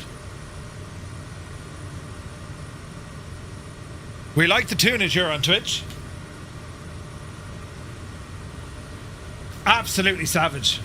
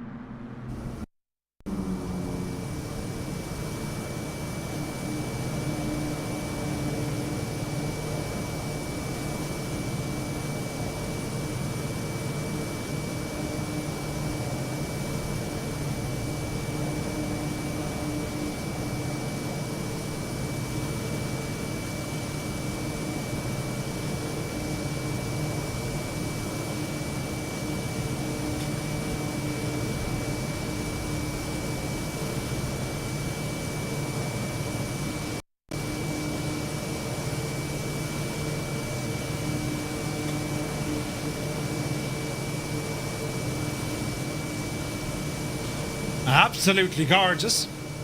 How do I remove the aircraft info on nameplates? That's a good question. How does one remove the info on the nameplates? I'm not actually sure. Not a bit. You can use Flow if you have it. Sweet Home Connemara. Well, bro, good to see you, buddy. Hope you're well. Brandon says, flying Flight Sim 2024, enjoying rum and ginger beer on my night off from work. Nice. Skeleton Squad, welcome in, buddy.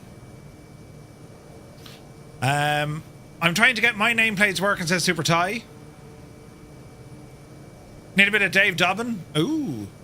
Didn't even talk about the earthquake stuff here. This is the area where you can see the major fault line come to the surface. No way. The amount of earthquakes and stuff, it's frightening, isn't it? Subs aren't working? Huh?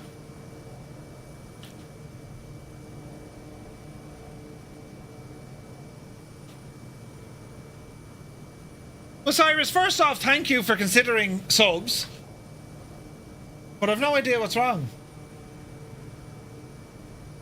Let's have a look.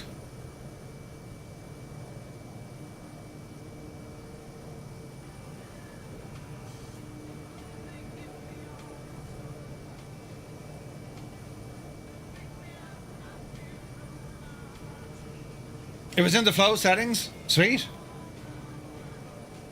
It was in the flow settings. Sweet. Hang tight, I've pressed buttons. Jesus. There's Murphy after giving 10 subs away to the community. Lads, if you just got a tier 1 sub from me, tell me to shag right off. Right? Cyrus, they are working. Jesus. Do you remember the time Murphy subbed himself? Fantastic crack. It's just hanging and not loading. It's probably a good thing. I didn't get one, but you can shag off anyway. Ah, Jesus. Already. Oh no, there's things happening. Bad Muse.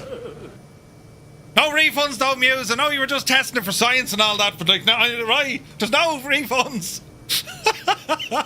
Brilliant. I like what you did there, Cyrus Murph. They're not working for me either. Shag off! Crap, it worked for me. It wasn't supposed to work. Sumner says your angle of attack was a little bit high. I do like the Kodiak. Yeah, I need to work on some of the landings here for sure. Absolutely. Tiny Dancer. We'll take it. Oh Jesus! Look at the mountains though. Oh no, me! What have I done? He's now. Tiny hands. Mr. TPHI appears to be stuck in the bush. Look! Sourdough man, good to see you.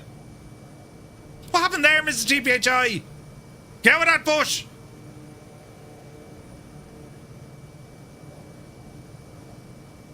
Maybe she's paused or something. They're saying just 1-5. Mr. TPHI, you're invisible and upside down at the same time.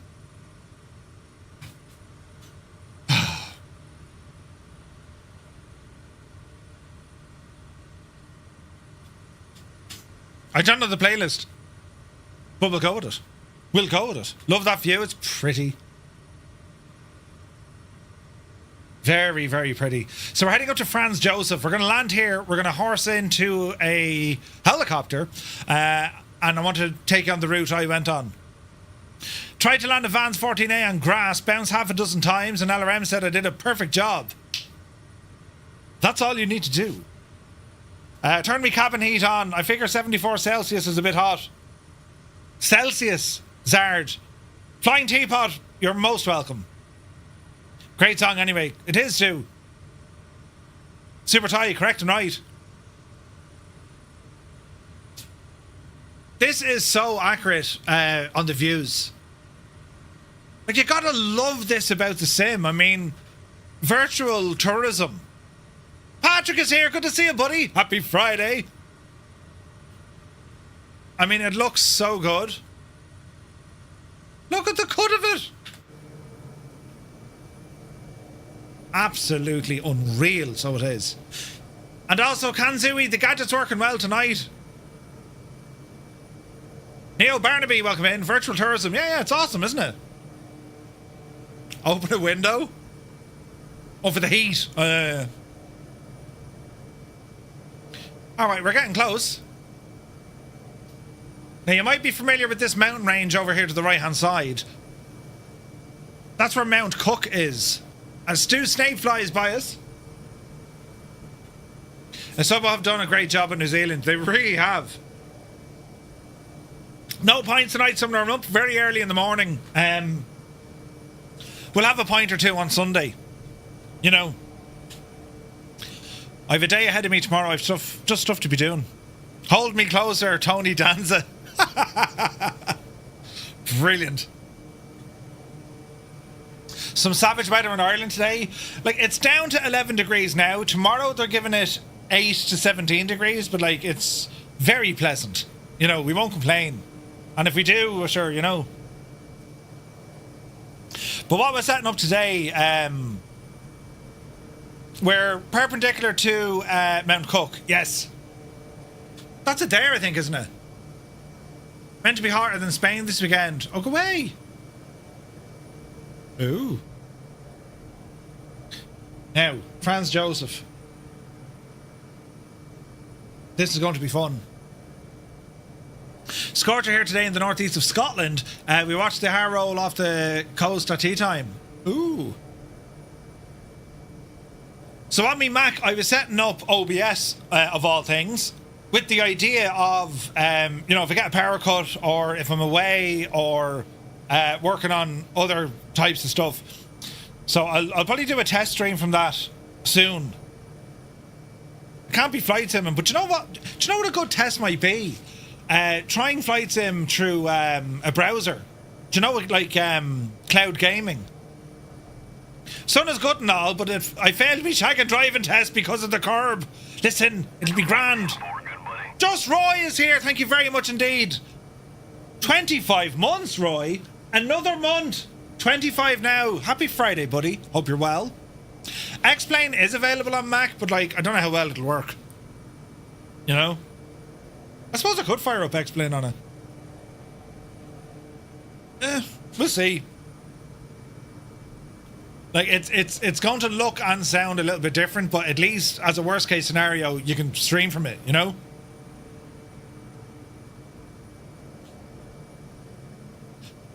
Now, there was an issue with the terrain up here. I think there still is. Now, a massive shout out to one of our Discord members. Where is it now? So Wilhelman put a link up earlier on. And basically, it's a terrain tune-up for New Zealand. So it looks a little bit dodge up here. We'll see how we get on, though. You know. How's everything going with the tech? It's going better, Roy. Much better now, thank you. You just have to watch what add-ons you're on. Yeah. I failed long ago for not giving way. The instructor said that even though I do that here, but I have to fail you. No way. Wish I could sub with my Prime, but it doesn't give me an option, says Brandon. No worries, man. No worries. Lads, look at... when it comes to subs and that, I've said it from day one, right? They're not a requirement. Like, they're just not a requirement. They help, right? This is the full-time gig, but they are not, and they never will be a requirement. It's not pay to... Jesus, it's not pay to be part of our community. If you can, great. If you can't, no worries. Absolutely no worries. Captain Cocktail, you're very kind, look. Jesus. So this is the kind of weirdness of the terrain I was talking about. It's not as deep as that. They're not like these massive gorges. Speaking of which, anyone ever watched the movie The Gorge? But they're not that big. So it'll be interesting to see what happens up the road here, you know. Don't mind him, folks. He's only saying that to be nice. He wants your subs. Yeah. Good man, Muse. Grace is the word, right? It's on your list. That's what she said. Ah, Jesus. Right, keep her lit. Speaking of gorgeous, aren't I only gorgeous? I see what you did there, Adam. Jeez, that was very good now. Did you not see The Gorge? No. The movie. There's a movie called The Gorge. Filthy Minds. I need to watch it again. It was actually quite good. I first watched it, I was like, come on. But then you know, you kind of come round to the idea of, yeah. Henry, good evening. Hello. Welcome in. Man, that's awesome looking. Just I gotta say, this Kodiak, isn't it fantastic? SWS did a great job here. Cannot wait to see what they do with the PC-12. We're flying here in New Zealand. You can't take her anywhere. No, Mr. TVH, you cannot take her anywhere. Did anyone see the new Michael Jackson movie? How's it in 24 then? Yeah, it's a native 2024 release. I put the Oh, Dougal McTavish is here. Jesus, Dougal, thank you very much indeed. 5 gifted tier 1 subs coming from Dougal McTavish, the chairman. Thank you very much indeed, Dougal. Lads, we've got a tier 1 sub. But thanks to Dougal McTavish. Well, do be sure to say thank you. Then UTB jumping in with 5 gifted tier 1 subs. UTB, thank you very much indeed, buddy. Legendary stuff, lads. Really appreciate you. You're only brilliant. Me temperature's rising. Oh, we have to land up here, look. Right, should be alright. Say nothing. There's the road. It's just there. The road goes this way. Absolutely class. Seems to be a lot of snow here, though.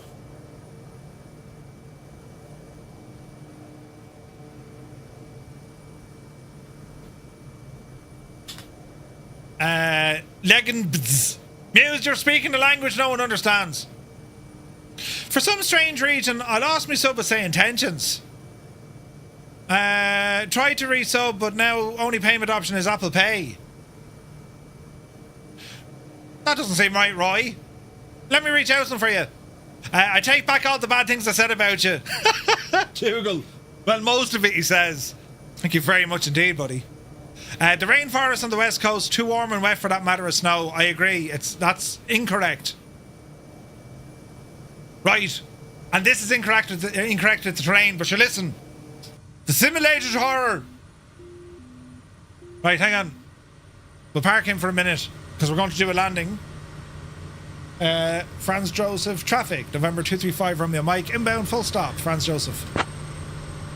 Now, there's no actual ATC up here in the real world either. It's all kind of Unicom. Right, yaw dampener off. Easy now. I need to find new bad things to say about the boss. Yeah, it's, the snow is incorrect here for sure. As is the, like, there isn't canyons here. So, like, it's just a terrain issue. Pitched. Pitched. Pitched. Pitched. Pitched. Pitched. Right, here we go. Here we go. There's a runway down here some. Oh, Jesus.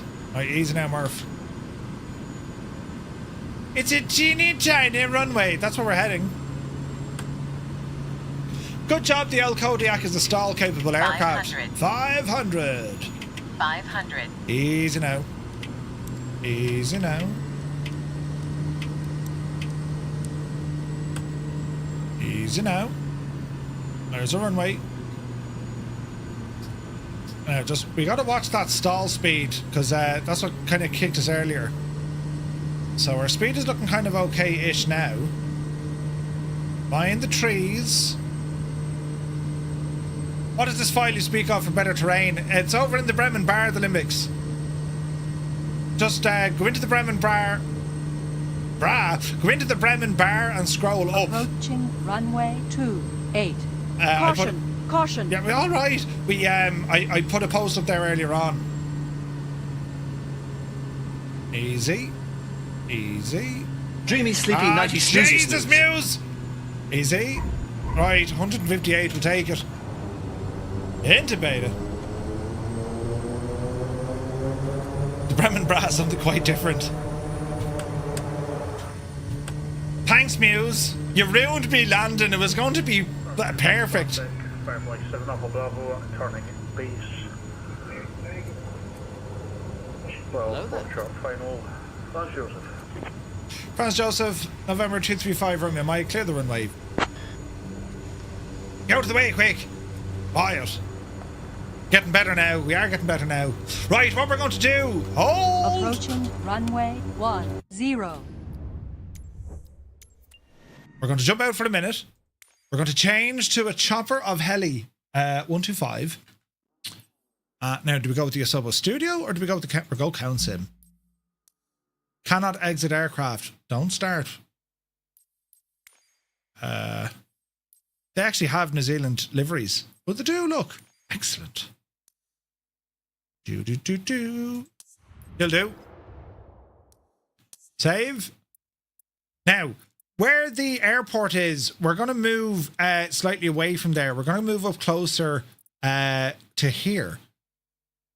Now, this is all kind of broken and shagged, but don't worry about it. It's the Glacier County heliport. That's where we're going to take off from, right? So I'm just going to spawn in there in my helicopter. The Count Sim still flies a bit dodgy, like, oh, does it? We'll be all right. We'll be all right. Well, I say we'll be all right. Will we be all right? It's Fox Glacier, isn't it? There's no strip in France. There is, but there's also one in Fox. There's also one in Fox. But it could be a privately owned one. Do you know what I mean? All right, let's see what happens here. Southern Lake Helis. We'll take it. Right, now. Jesus. Do I have buttons? I do. Okay, does anyone know how to fly this? Engine start switch, ECU. Okay, hang on a second now. Let us have a look, friends. So we want the battery on. Fuel pump. Pedo. Open you a smidgen. And we want crank. And then we go for an engine start. And hopefully this works. Hopefully this works.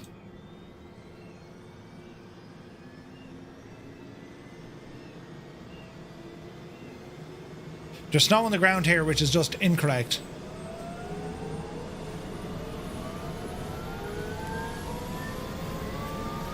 Easy. Over limit detected. Ah!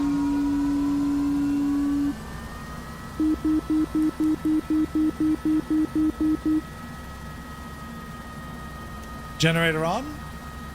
Alright, this guy is moving up and down like a devil.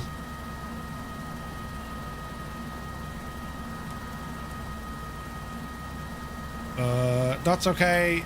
That's not okay. Don't worry about that. We won't need it. Anti-collision lights are on. Bring up our map here. How do we... Exit, press reset. Oh, balls. Reset. Here we go. Right. Let's see what happens here. Does anyone know how to fly this? That'd be grand. James Tartan. Guys, I've been trawling through YouTube vids and forums for the past umpteen hours to find the best fidelity airliner. The best or the highest fidelity airliner. What? Yeah, just for this leg, Stu. We're only doing a quick... we're only doing a loop of the Glacier and then back to Franz Joseph. Modern airliner. Some of the best simulations you'll get are the Phoenix A320, the I&I Bill's A350, A340, Aerosoft's A340. Some really cool stuff. Right.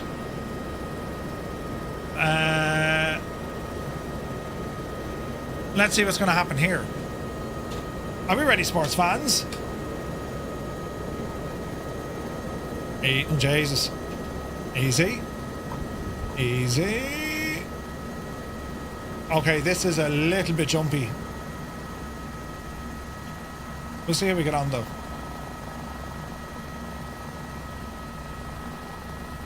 So there isn't a canyon in front of us. Like, that should be all flat terrain. There's that hotel that got washed away, look, over on the right hand side. See the red roofs? So we're going to go this way and off into the mountains. And let's see what happens here. Oopsie daisy.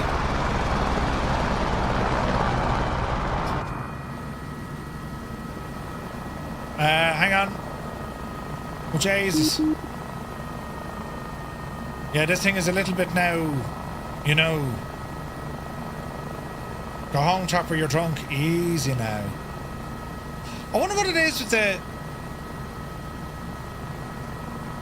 Every week, without fail, here's me in my head, every week, I'm going to block those asterisks. Cyrus, you can shag off. Stu, Muse Fan, Super Tie and Daddy Plump. Into the bowl corner. Shower. Why is it that the Cowan aircraft are just not performing? Does anyone know? I mean, they're grand in 20, but in 24 they're shagged. Easy. Come on, Trim, you can do it. Easy. Easy.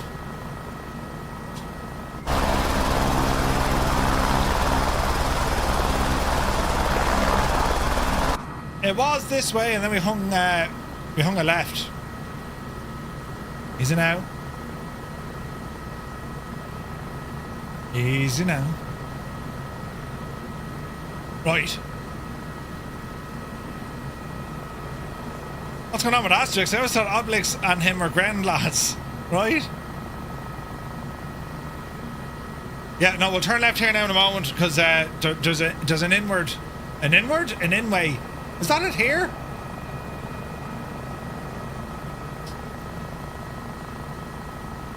No, it's down a little bit further.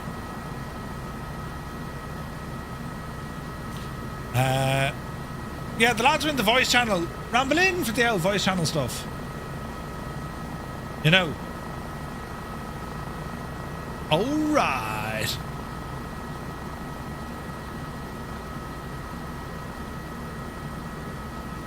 Jesus.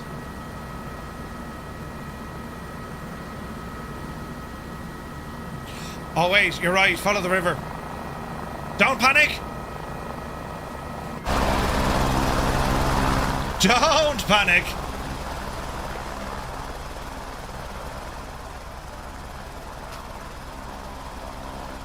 Right, we'll go this way. It's all grand, it's all part of it, lads. Which is totally fine.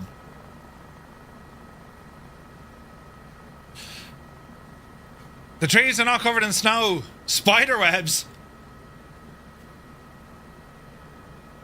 Spiders. Alright, easy now. We ramble up this way.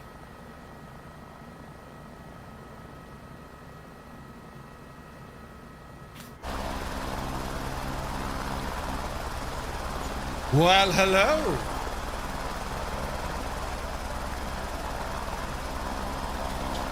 Look at the state.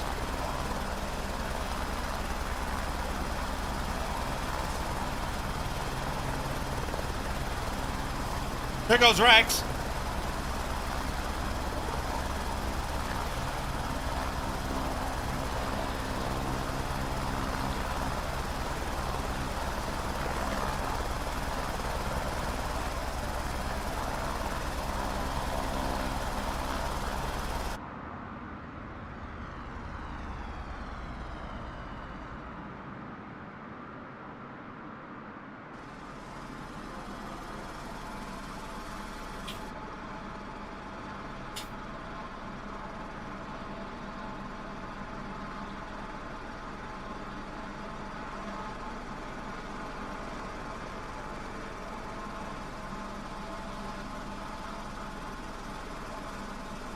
James, take it easy, buddy. Man alive, look at this.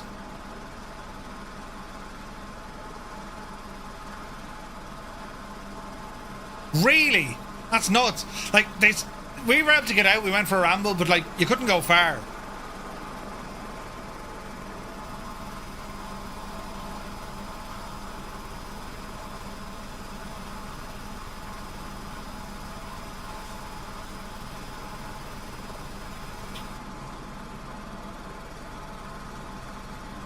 I remember seeing a little hut there.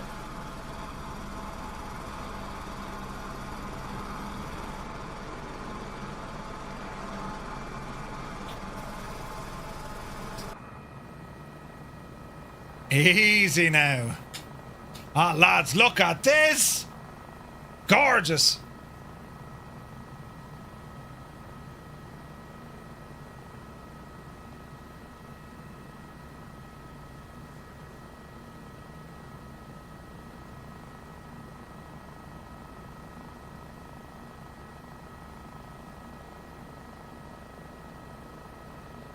Savage. Man, this is bringing it all back. Absolutely incredible.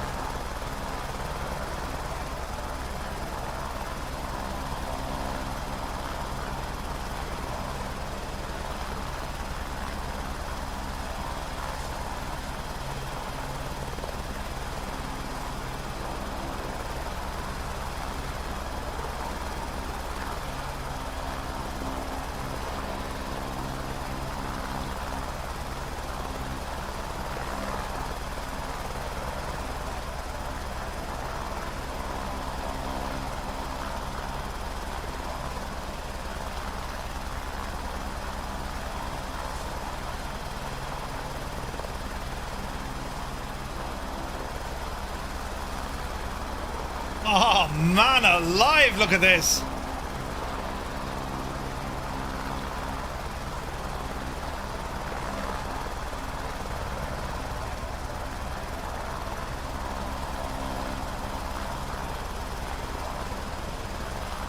All right, we're going to set it down up here.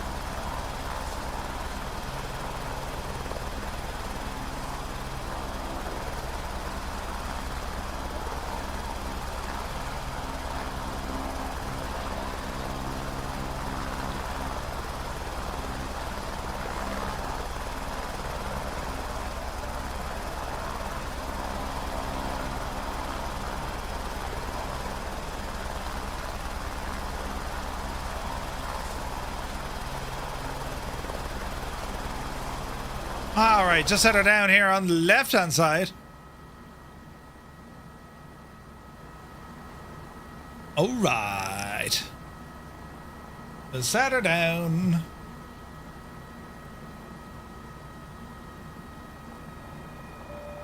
Easy now. Easy now.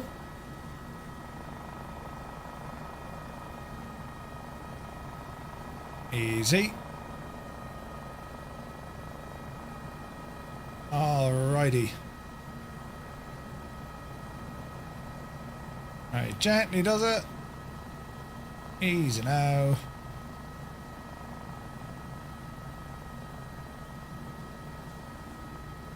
Alright. Come on, Betsy. Alrighty. So, what they did, right? Hey, Sprocket's good to see you, bud. What they did, they landed us here. They kept the machine running, right? And then they allowed us to get out for a walk. So I'll show you some of these videos because this was class. This was a class act, right? So I'll show you some of the real world footage we had from here. So this is Takeoff. We'll have sounds here. So here's our Takeoff.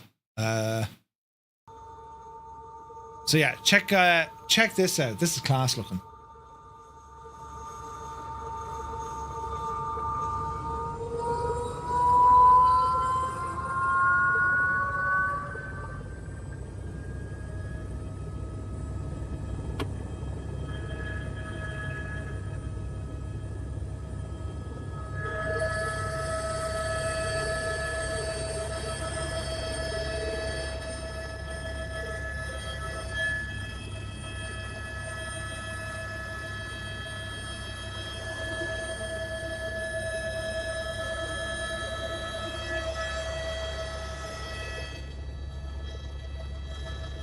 Isn't it deadly?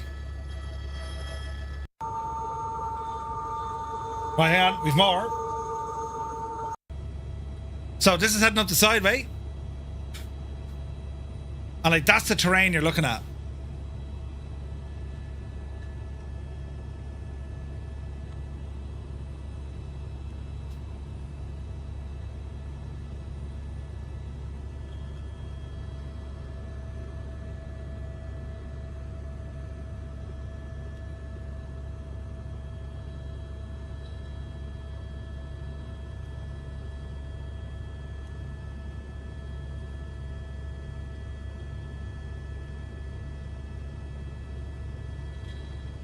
It's just gorgeous, man. Absolutely gorgeous.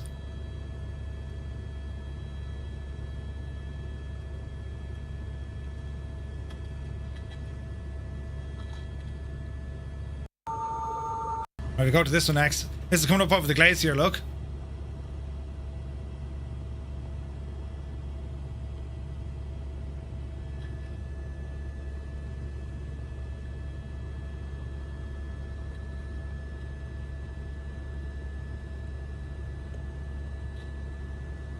Right, 100%, right? And we've more.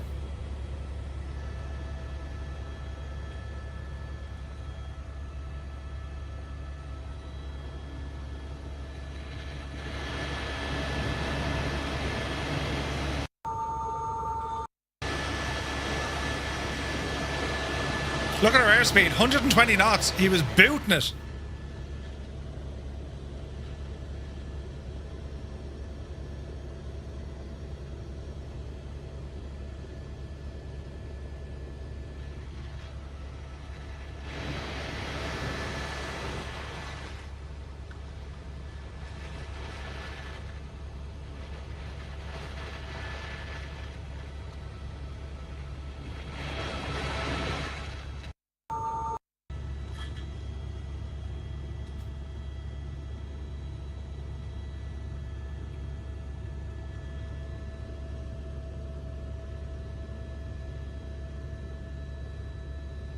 Isn't it savage, isn't it?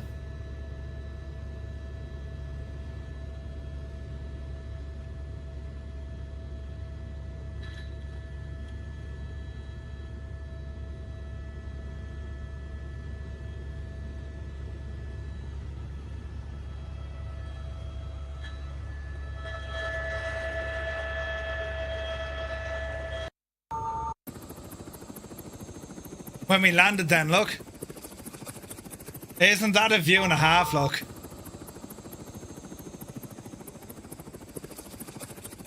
Amazing. And then this is us getting ready to depart.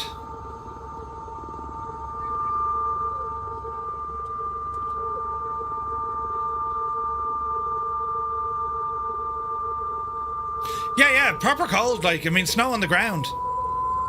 We had a snowball fly, or snowball fight, even.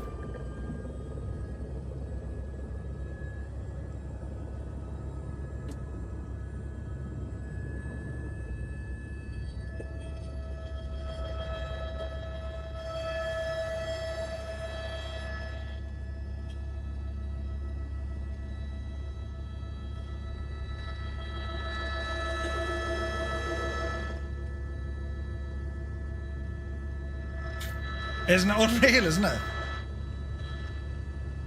Absolutely gorgeous.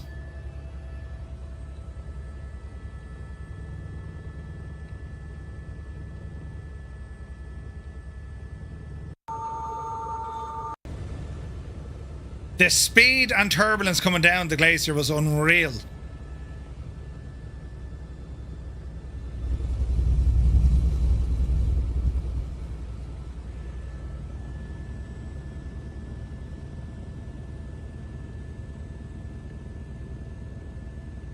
Isn't that something?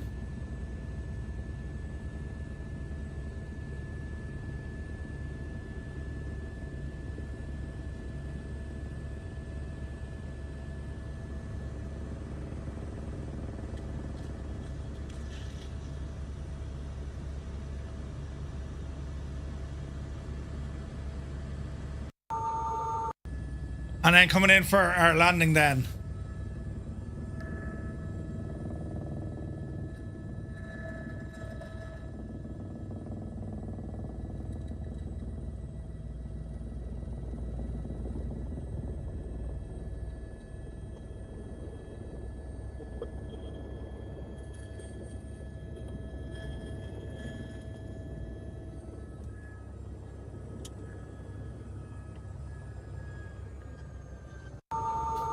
It was just absolutely epic, lads. Like, words cannot describe how good it was.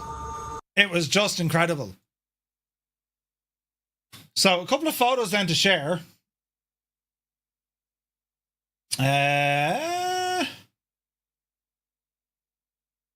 So, this is the little booklet that we have, right? Glacier helicopters.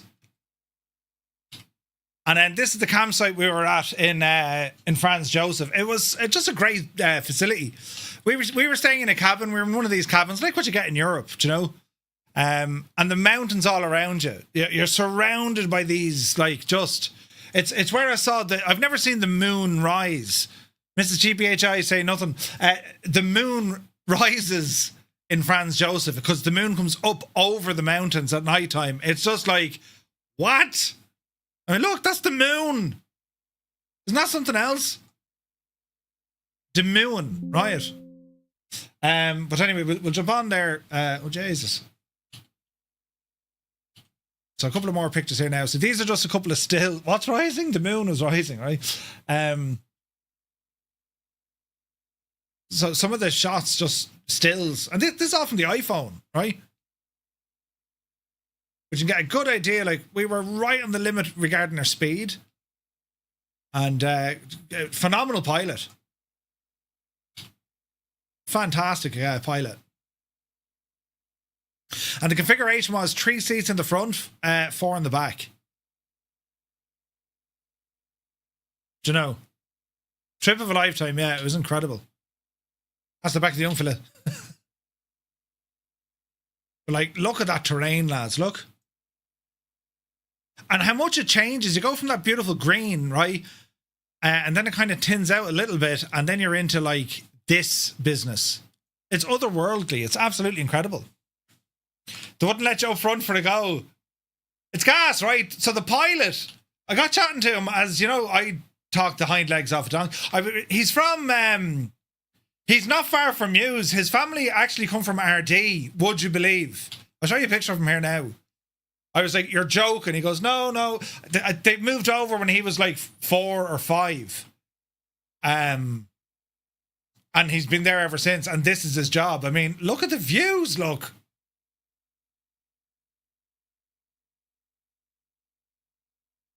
Unbelievable. There's a Muppet. Ah, chef's fish. That was the view behind the window looking out. I mean, look at that, lads.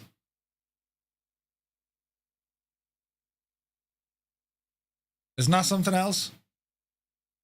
That's the Tasman Sea then we're looking out on.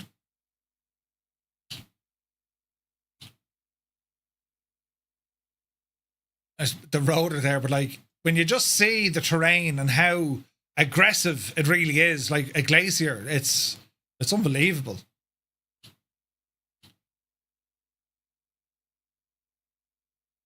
Isn't it savage, isn't it?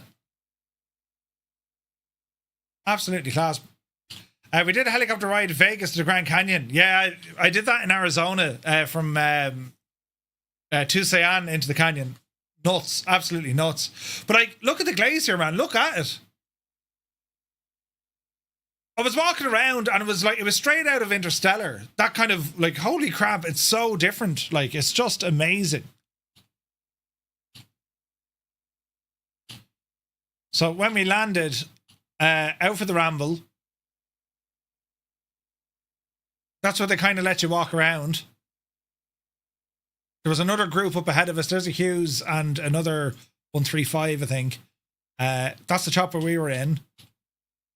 There's the Missus and Two-Tone Junior. Like, it was nuts. They brought us up to like a snowball fight. It was brilliant. Not deadly, isn't it?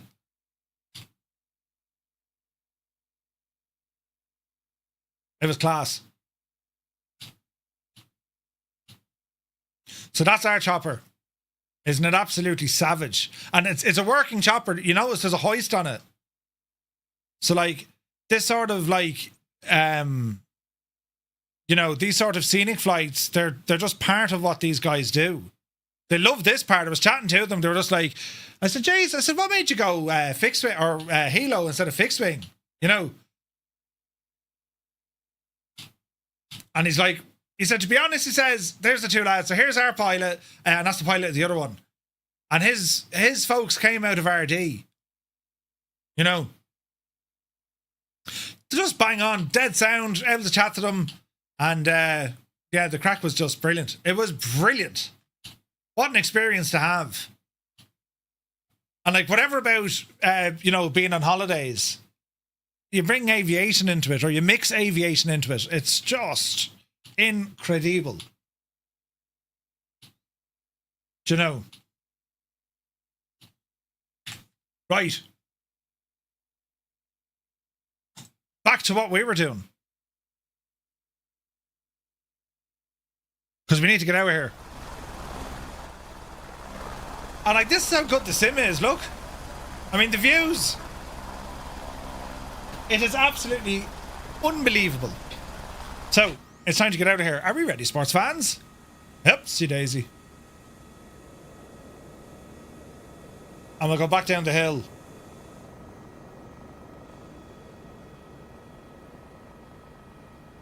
It's just class. We had Mount Cook Airlines defunct now, but they used to land fixed on skis up here. No way, really? My dad got offered a job in New Zealand when he came out of the Royal Marines when I was 6 months old. He failed the medical, and for one reason and another, he never tried it again. Wow, Boise, that's nuts. Sto, good to see you still at work. Had a snowball fight in shorts and a t-shirt on top of the mountain in Tenerife. Jesus.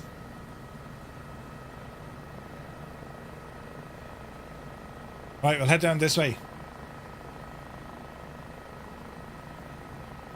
Casey Ringboy, have a good one. I can sit in this mountain and watch those videos all day. JB, isn't it? Like, it's incredible, man. It really is.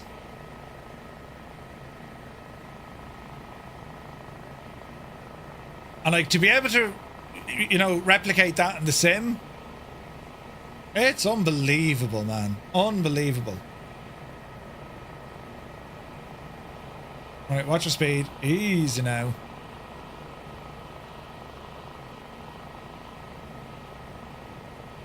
Easy.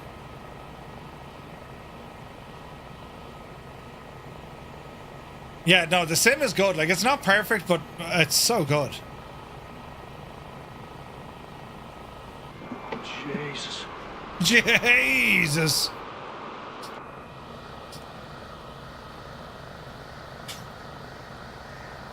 Easy now. Oh, come on, Roy. We have to check him out. Easy now.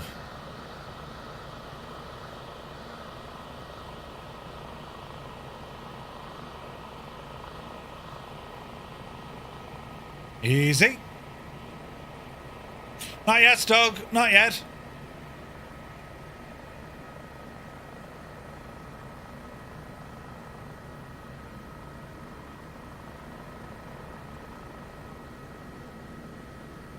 So the whole flight from start to finish, we were out for, I think it was about 45 minutes.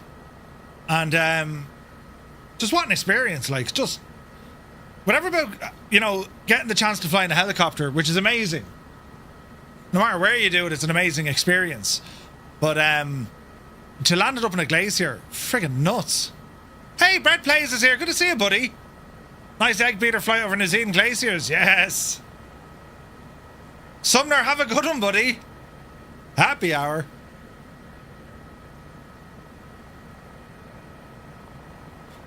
Alright, so we'll touch down where we took off from. And then we'll rumble on out again. Easy. Yeah, the cow and stuff, they need a bit of work, for sure. They're not easy to fly.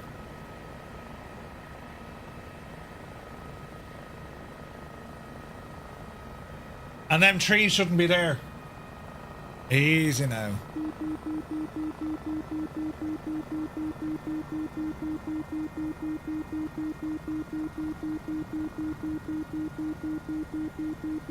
Easy.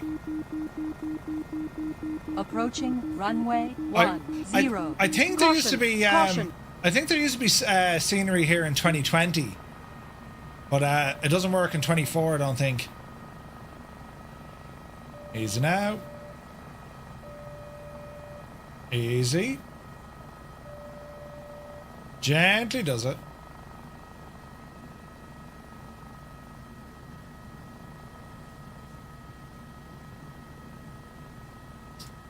Easy.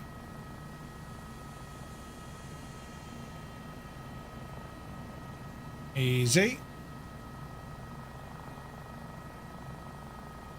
Easy. Easy.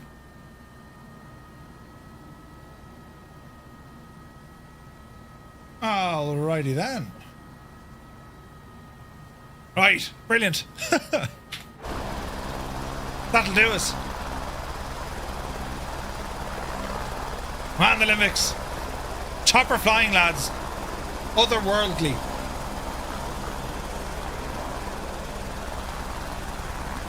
I imagine Mrs. GPHI is probably in the UH-60. You know what I mean? Right, back to the Kodiak we go. Let's see what we can do here. Kodiak! We'll go back up to Franz Joseph.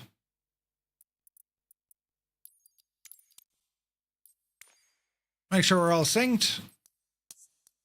In all my years in the Marines, I never lost my fear of flying in helos. The only guy in my unit happy to get out in Afghan. Really? Jesus.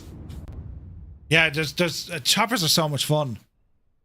Like they're just a great machine to go flying in, and like it depends kind of on the weather, what's happening as well. They can either be very comfortable or it can be like bumpy as hell, you know. But a fantastic experience though.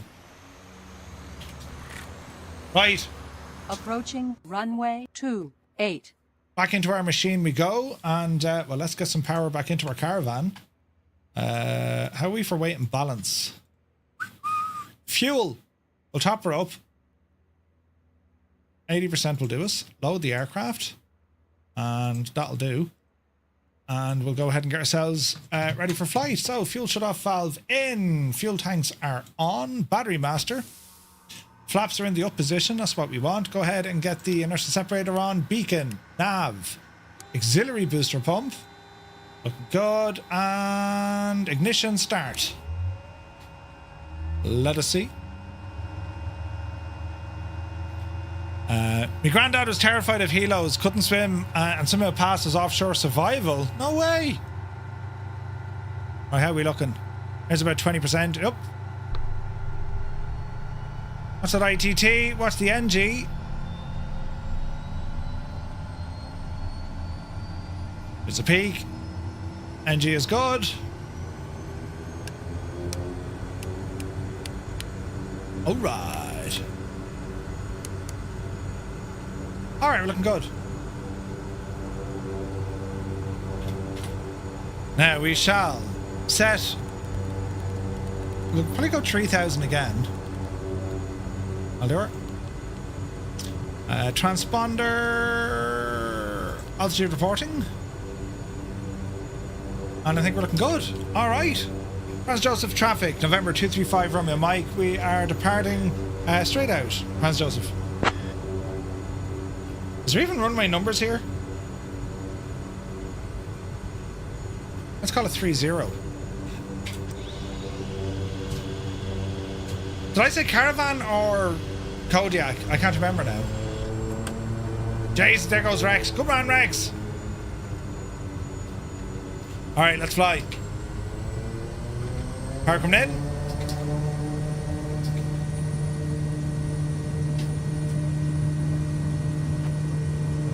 There's the takeoff power. Airspeed live. Mind the trees. Yepsy daisy. Gas! No! Easy now. All right. All right, up the road we go.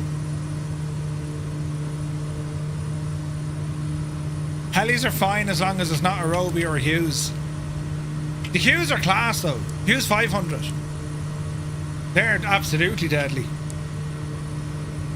Okay, autopilot. We're going to say heading mode, flight level change. Give us 120 knots in the climb. Easy now. Alright, look good. Next up, hometown. So we're heading up next to Hokitika. We'll keep her fairly lit now, lads. We've a bit of the way to go yet, but we'll keep her lit. So far, so good. Hope everyone's still enjoying themselves, flying along. We hope. Are we doing okay? One of those. A bit of tunage as we're climbing out of here. Watch your torque. Alright, ease back in the RPM ever so slightly. Torque's coming in okay. Down on the right hand a bit. Oh, beautiful views, look. In spirit? Spirit? Oh, look at the views. Jesus, take a bow. Take a bow, Microsoft Flight Sim. That, well, not so much there, but up here, take a bow. Back there, explain yourself. Ah, oh, beautiful. Beautiful. Alright, next up, Hokitika. November Zulu Hotel Kilo, just up the road. And we'll see if we get on here. So lads, what are your plans for the weekend? We have some flying coming up. On Sunday, we do the flight to Bremen. Many miles. Many miles. I forget the mileage. Was it like 2,500 miles we're flying? Great idea. Yeah, great idea. Alright, watch your torque. There we go. Don't talk about that part. Alright, we're looking good. We're on live time and live weather. It's pretty out here. It's getting cloudy though. Cross the pond tomorrow. So Dougal, what route have you got for tomorrow, buddy? Hopefully going to be doing some magic trips, or magic for Tipperary's very own Pat Short. Man yourself keen. For the 100 Bremen flight, are we all going to Murphy's house for a real world trip? We hope so. Mr. Salt 16, welcome aboard. Oh, don't worry, I've been pestering the air. Well, I've asked the air corps, like, lads, you doing something or what? Radio silence. Redonkulous. But what can you do? Did a quick look at the weather for Sunday. It could get interesting around Iceland and Greenland. Uh-oh. Six Nations on the picture box. Oh, nice. Boston, Madrid. Nice. Hey, St. Murray's here. Good to see you, buddy. Happy Friday. Good man yourself, turd. Yes. I won't remember what happened come Monday. Allison flight tomorrow and then the Bremen on Sunday. Ooh. Doing well, Mr. Salt. Doing well. Brett says, Anzac Day here today. Everything shut while remembrance services for military services in the morning. Sweet. Are you doing a sim brief plan for each leg or winging it? I don't know. So, like, I've done a sim brief plan, but it's very much kind of point to point. I think we just wing it, Stu, and if we need to, we can go then to instrument approach for each airport. Because otherwise we're going to get routed all over the shop, you know what I mean? Jesus, look at the weather. Look at the weather. Oh, heck yeah. So, got 50 miles up the road here.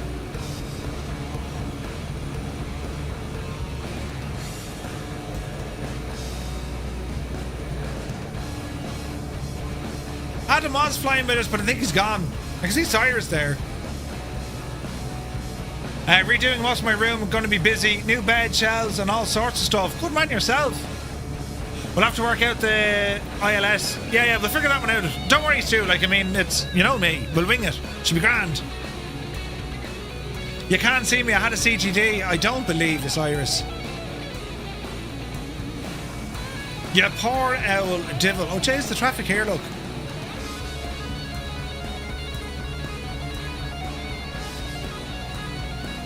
Man, that is pretty. There's some very weird stuff going on outside your plane there. Scott? Yes? No ILS in hockey, just GPS. You can always drop a quick Navigraph route into SimBrief. Yeah, no, like, that's what I did. As in, it's point to point, but that's the way I set it up, you know. El Dorado, to where? To Blaze. He did. He was just telling us how well his sim was running. No CTDs. And then he got a CTD. I don't believe it. Oh, Jesus, then. There's nothing worse. Nothing worse. Right, we're progressing nicely. Oh, look at that, man. The scenery out here, it's bang on. Like, that's more accurate in terms of, like, they're just these, like, and in the raining months or in the wintertime, like, them rivers, they're, like, they could take up all of that area. It's nuts. We do have a weather radar on board.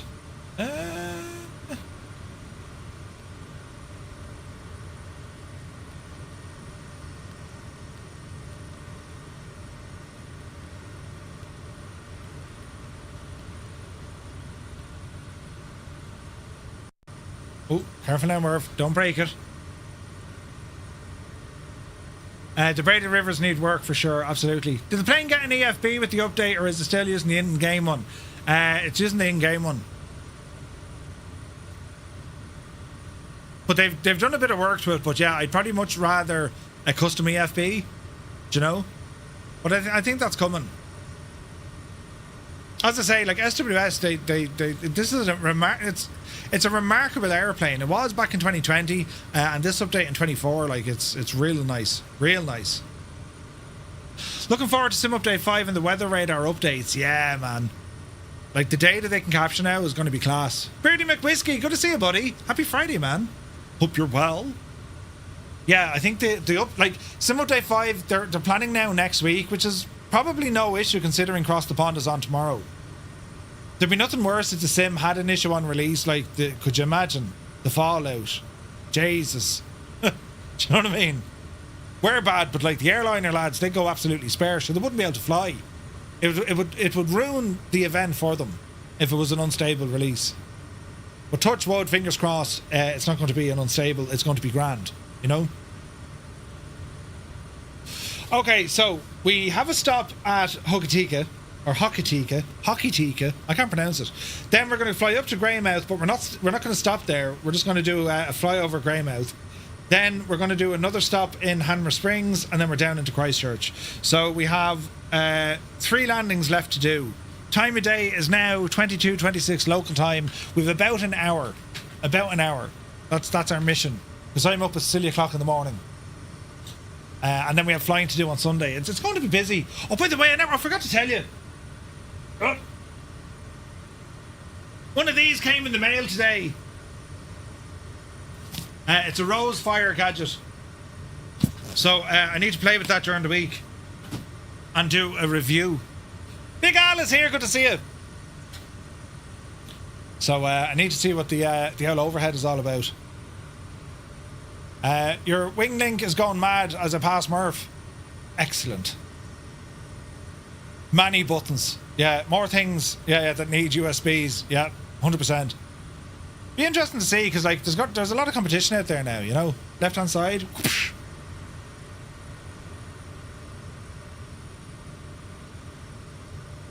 Easy now. It's about things over your head. Yeah, that's going to be cool. My phonetic pronunciation is Hoki.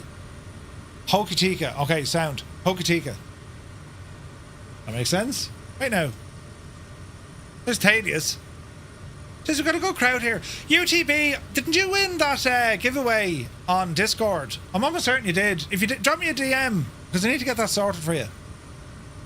We have a couple of giveaways then to do on Sunday. as well during our flight. So we'll have a few things. Good man, yeah. Just drop me a DM and I'll try and get that sorted for you as soon as. So then next week on Monday, I'm sure you've all seen the trailer. Yes, Murph, we've all seen the trailer. But if you haven't, I'm going to show it because this is what we're doing starting on Monday, right? Where is this now? Here it is. So starting on Monday, we have a brand new Monday night series, brand new Monday night adventure, right? So I'll do one of these, and do one of those, and do one of these, and give you a look at it.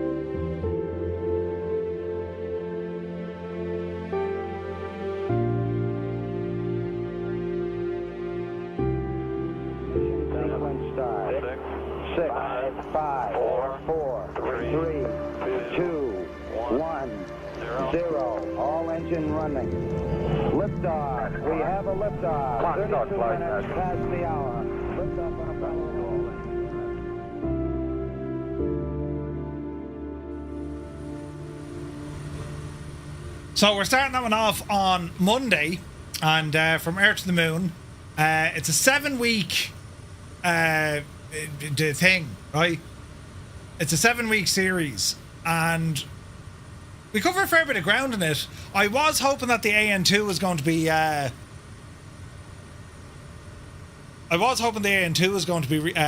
but it won't be, you know. What happened to the fighter jet trailer you showed us for a series? The fighter jet trailer. Which one, Stu? We did one of those before. You want the moon? I'll tie a lasso around it. P.S. Miranda, good to see you, buddy. And thanks for watching over on the vertical stream. Happy Friday, bud. Yeah, Stu, we did the jet fighter series before. We have to do a new one, though. We have to do a new one. Left a bit. Was recently museum members as well. Hawk ending with a special event. No, we did that one. That was the one when the Vulcan was released. But we'll have to do another one. Do you know, we'll have to do another one. But, so the first episode we're doing on Monday, it's based in Kazakhstan. And that's because you have the Cosmodrome thingy-majiggy. So the scenery isn't fantastic, but it's interesting. We're going to learn... There's a lot anyway, you know what these Monday night series are like. But then it goes through like the engineering, the equipment, the testing, the pilots, you know, Mercury, Gemini, Apollo, the space shuttle era, and then all the way then right up to Artemis and beyond. So that's the gist of it. So that's starting on Monday, and that actually brings us up to FS Expo. So that's kicking off on Monday. Tuesday we'll probably do Explain. Wednesday we'll have the news, and we have a lot to show off in the news. We have the Tri Sim stuff. We have the new Echo 19 sound set for the Caravan. Will there be any Romans? No, it's a Roman-free zone, Dougal. Thursday, we're going to jump back into the L1011 TriStar. We continue to learn that. Thursday night, we have a VATSIM flight. And then next Friday night, we're flying Warbirds, lads. We're going to be taking the Mosquito out for a spin over the UK. And that's flying out of Duxford. We're going to head down to Cotswold, Liverpool, and then somewhere else. Going to try and find it on an old stream. I'm not mad. Stu, I think we did that one.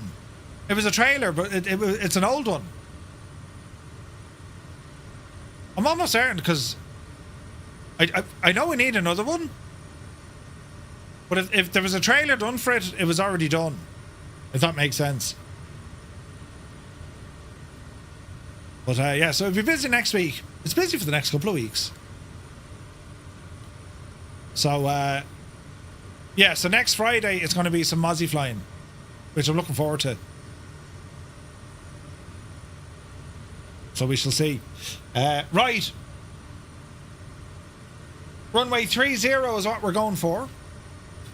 Either we've done it already or immersed memory isn't what it once was. Yeah. You showed us an old trailer recently. Darren was quite looking forward to that.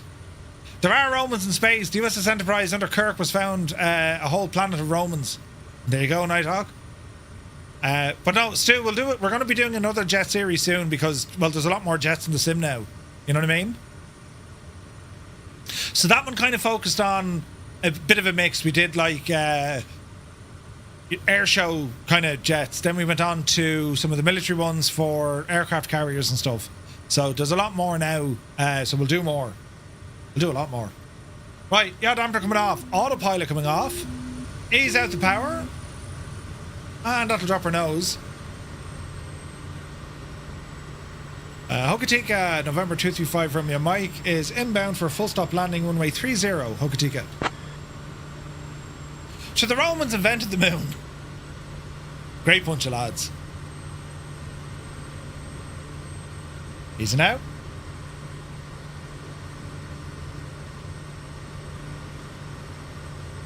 Oh, this is pretty.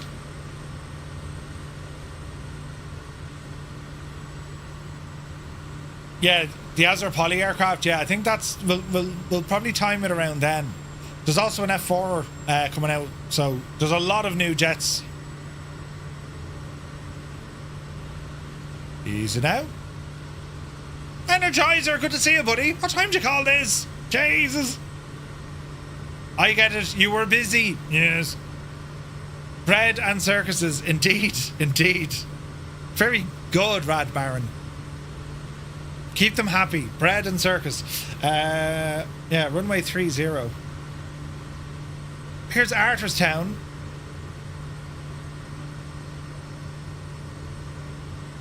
Approaching runway 3. Now we drove all the way out Caution. there to the right hand side. I'll show you some photos. We went out to a gorge. It was absolutely gorgeous. The Limbics, dude, thank you very much indeed. Have an awesome day. Thanks for joining us earlier on. And thanks for flying with us, buddy. Have a great day. Enjoy your weekend. Riot. The gorge or just a gorge? Just a gorge. I'll show you here now when we land. I'll show you the photos. Easy. Easy. There's a sandflies. I still have marks on me. The sandflies were absolutely out in force. And I had this bug spray, but I think it just friggin' attracted more of them. It's like I went to a BB friggin' target practice. I got friggin' destroyed with them.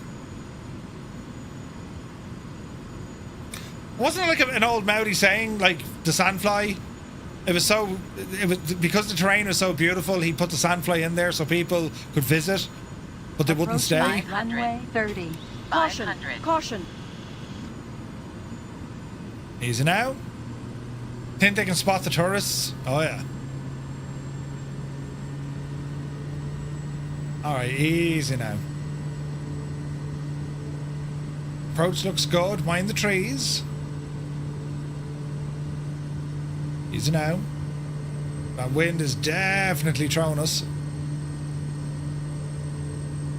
There goes Stu. Come on, Stu! Mind the trees, Stu!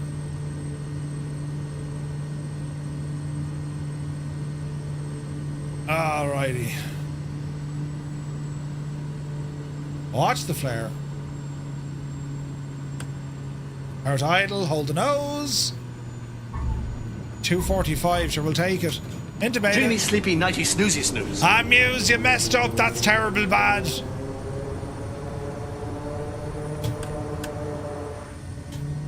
Poor L Muse fan, huh? His time and reaction time is just shocking. Ah, shy. Brilliant. Before I go, I do know when Captain Cook was stuck in doubtful sound, he wrote in his diary that there was no point killing one sandfly as 1,000 more would attend its funeral. Yeah, accurate. Very accurate. All right. We'll ramble over this way. Now, I'll show you a couple of quick photos before we go. So we went up to the gorge here in Hokitika, and I've never seen the colour of water this colour before. It was absolutely teal. Don, good to see you, buddy. Welcome in. Look at the colour. Cyrus, are you watching?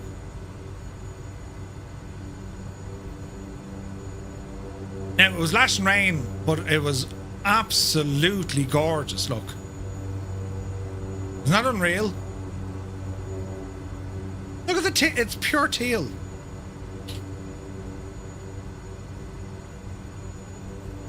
Isn't that something? On a sunny day it looks blue. Funny faces. And this is out at Hokitika, down with the beach.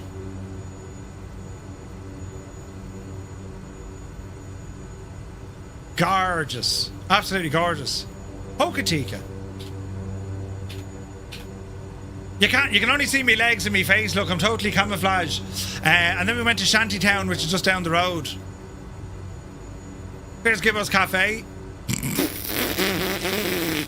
And his bicycle that says Snowflake. The Golden Nugget Hotel. Hannah's Footwear. This is a really nice place. Shantytown was class. And they're just the roads coming into Hanmer Springs. And then Christchurch. Absolutely class. Right, the video as well.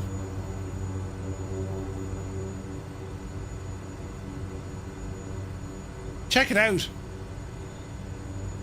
This is for Cyrus. Look at that, lads. A7 Don. Ah, awesome. Great to hear, buddy. Look at that, Cyrus. Teal. This is where Cyrus was created, by the way. He wasn't born, he was engineered. He was crafted out of the teal waters of Hokitika. Yes. Look at it. Isn't it? Is it just savage?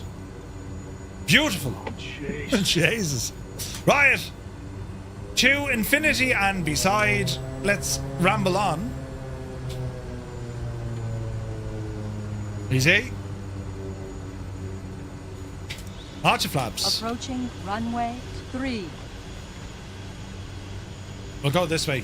Approaching Nope. runway 2.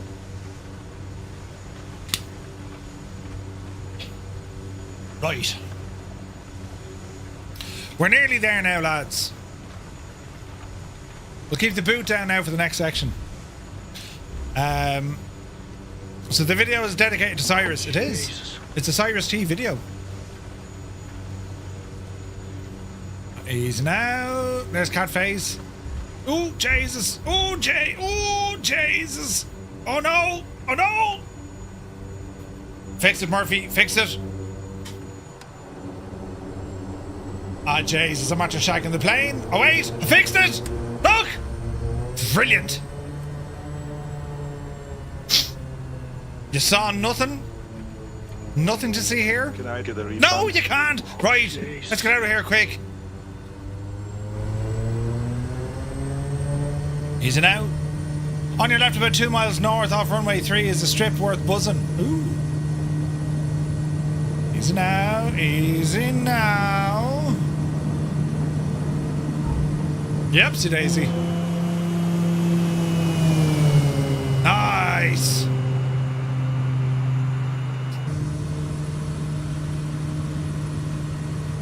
It's not the plane, it's the pilot. There's a strip worth buzzing, you say. Quite late here in South Africa, heading off, safe flight. You take care, buddy. Thank you very much indeed. Have a good one, Don. Just before the river.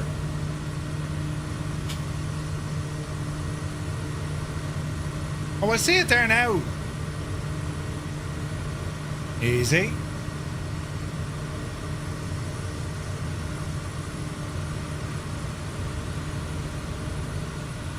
Jeez, that's a mad little strip.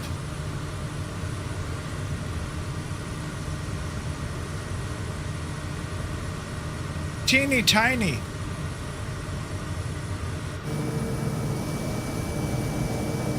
Approaching runway 3.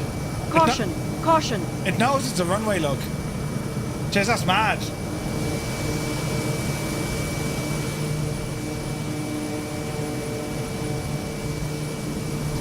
That's where you're, that's home. No way. That's insane.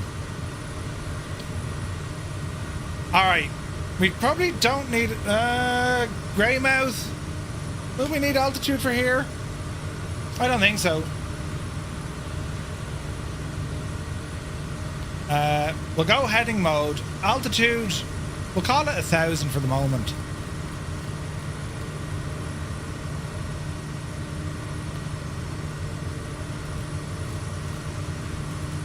Up the hill. And we ramble up this way. So Greymouth is our next flyover. We're not stopping here though. Do I have a video of my full setup? Yeah, it's over on YouTube, Don. You'll check it out there. I think it's Inside the Man Cave, it's called. Deadly. Ah, lads. When you get to see so many people flying, isn't it absolutely brilliant? Hermit something, Geopilot, Speedy, Fibro, Srap, Bench is there, Mrs. TPHI, Jared, Grimmy, Fierce Wolf, Guido, Man Adam, UTB, Druid Zeus, Jalagod, Stu Snape is still there. Captain Donut, Ryder, Flyer 10, Daddy Plump. Awesome.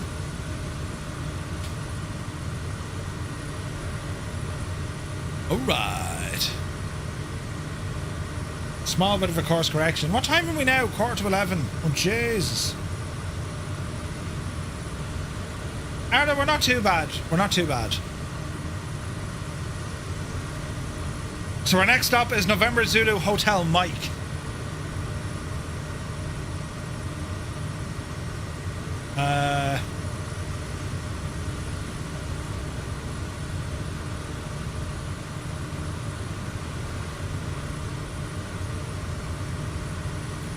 Bit of tunage.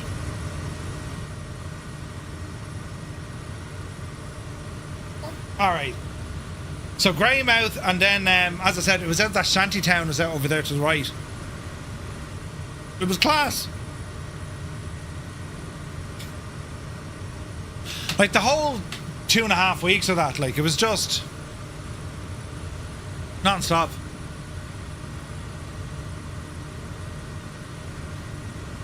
Stu Snape, unfortunately, is still there. Wait, what?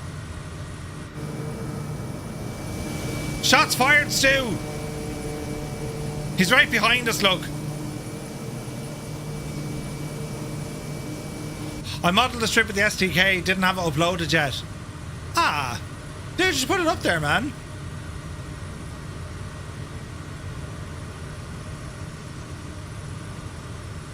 So we stayed in Greymouth, and it lashed rain. The rain was coming in sideways, but we saw a couple of times that night a King Air come in, because there's a pretty good hospital up here. Shag off, Cyrus and Muse! Shag off! And Stu! Right bunch of funny lads. Hang on now, we'll jump in and see what you're actually going on about.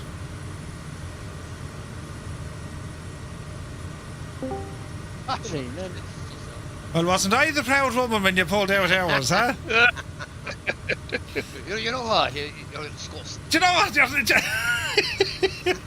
What was the other thing? And was it what, Sister Fidelma, and she brought out the Pavlova? She brought out the Pavlova. Ah, brilliant. I forgot about that one. Fidali. Was it not Sister Fidali? Sister Fidali. No, Yeah, it was Sister Fidali, yeah. Fidali. No, it wasn't Fidali.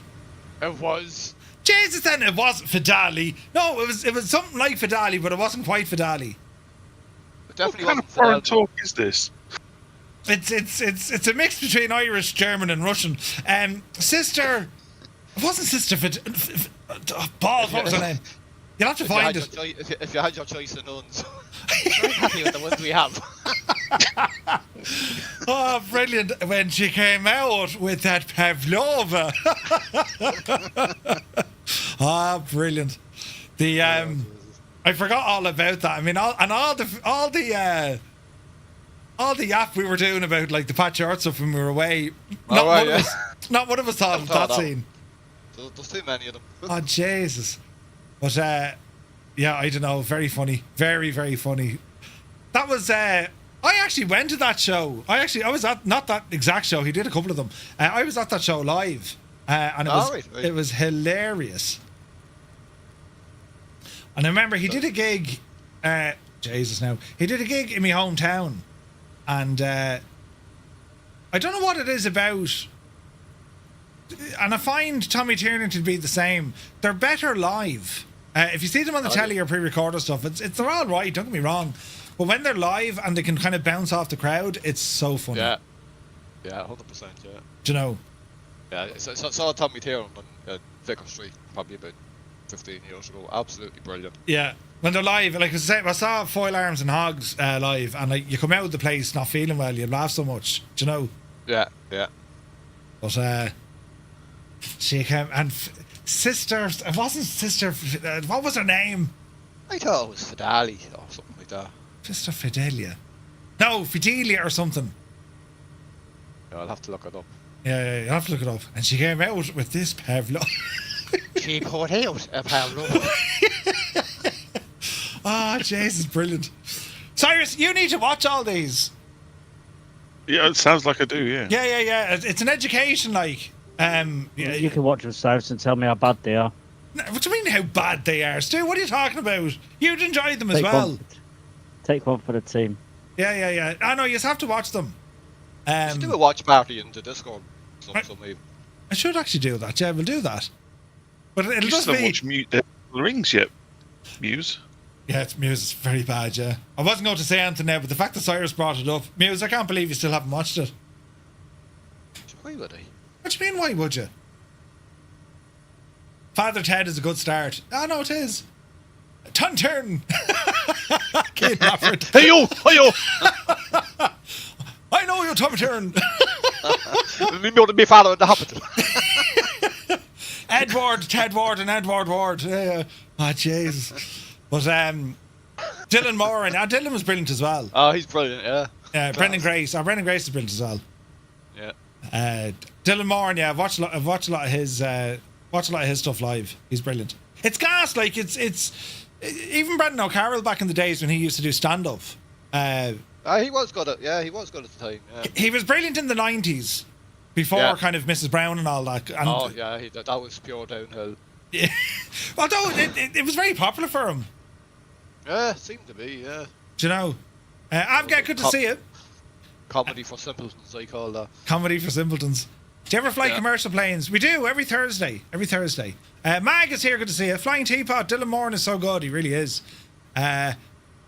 He's seen on the Le show. Brilliant, Keen. Oh, Jesus. I want to think it was Fiongula or something, says Linny. No, and Sister Fidel. I thought it was Fidelma. No, I think it's Fidali. Fidali, but that's an odd name. Yeah, well, that's what it sounded like. So is everyone else. So is everyone else. Names you've been saying as well. Listen. Right, this is called culture, Stu. We're going to culture you in the ways, right? It's Fidelma. I thought it was Fidelma, and Sister Fidelma brought out a Pavlova. Right, Brendan Grace. Put out. Yeah. Brendan Grace doing Father of the Bride. Yeah, that was good. Oh yeah, I remember that. Yeah. Who was the other fella? Was it Spike? Spike Milligan. Yeah. there's some quality stuff down through the years, and then Neil Tobin or Neil Tobin. Oh, Neil Tobin. Yeah. He was very good. Yeah. Some of the jokes, like Jesus, they were absolutely brilliant. But yeah, it's gas like over the years. It's my favourite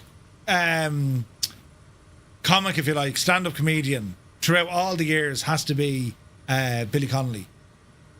Like, Yeah. Oh yeah. Jesus. He's Absolutely amazing. brilliant. amazing, absolutely amazing, and like the jokes and just the general crack out of him, you know. Dave Allen. Oh, Dave Allen was brilliant. Oh, Dave Allen as well. Yeah. Yeah, Dave Allen was brilliant. But yeah, I think Billy Connolly though for me was like, and I watched is it Michael McIntyre? He's very good as well. Yeah. A lot of people don't like him. I actually do like him. Once you get over his voice, His voice. What's wrong with his voice? he just it grates on me. Does it? I think he's funny. Yes, Patrick. Kevin Bridges, absolute legend. Oh, Kevin Bridges. Yeah. Oh, he's brilliant. Bill Bailey for the musical stuff. Yeah, Bill is brilliant. Oh, yeah. Bill Bailey too. Yeah. Yeah. George Carlin. Who's there's a few now that come up every now and again on my feed. He's an Australian fella. I'll need to find out his name. Some of them are just brilliant. Michael McIntyre, he's brilliant. Tommy Cooper. Tommy Cooper was legendary.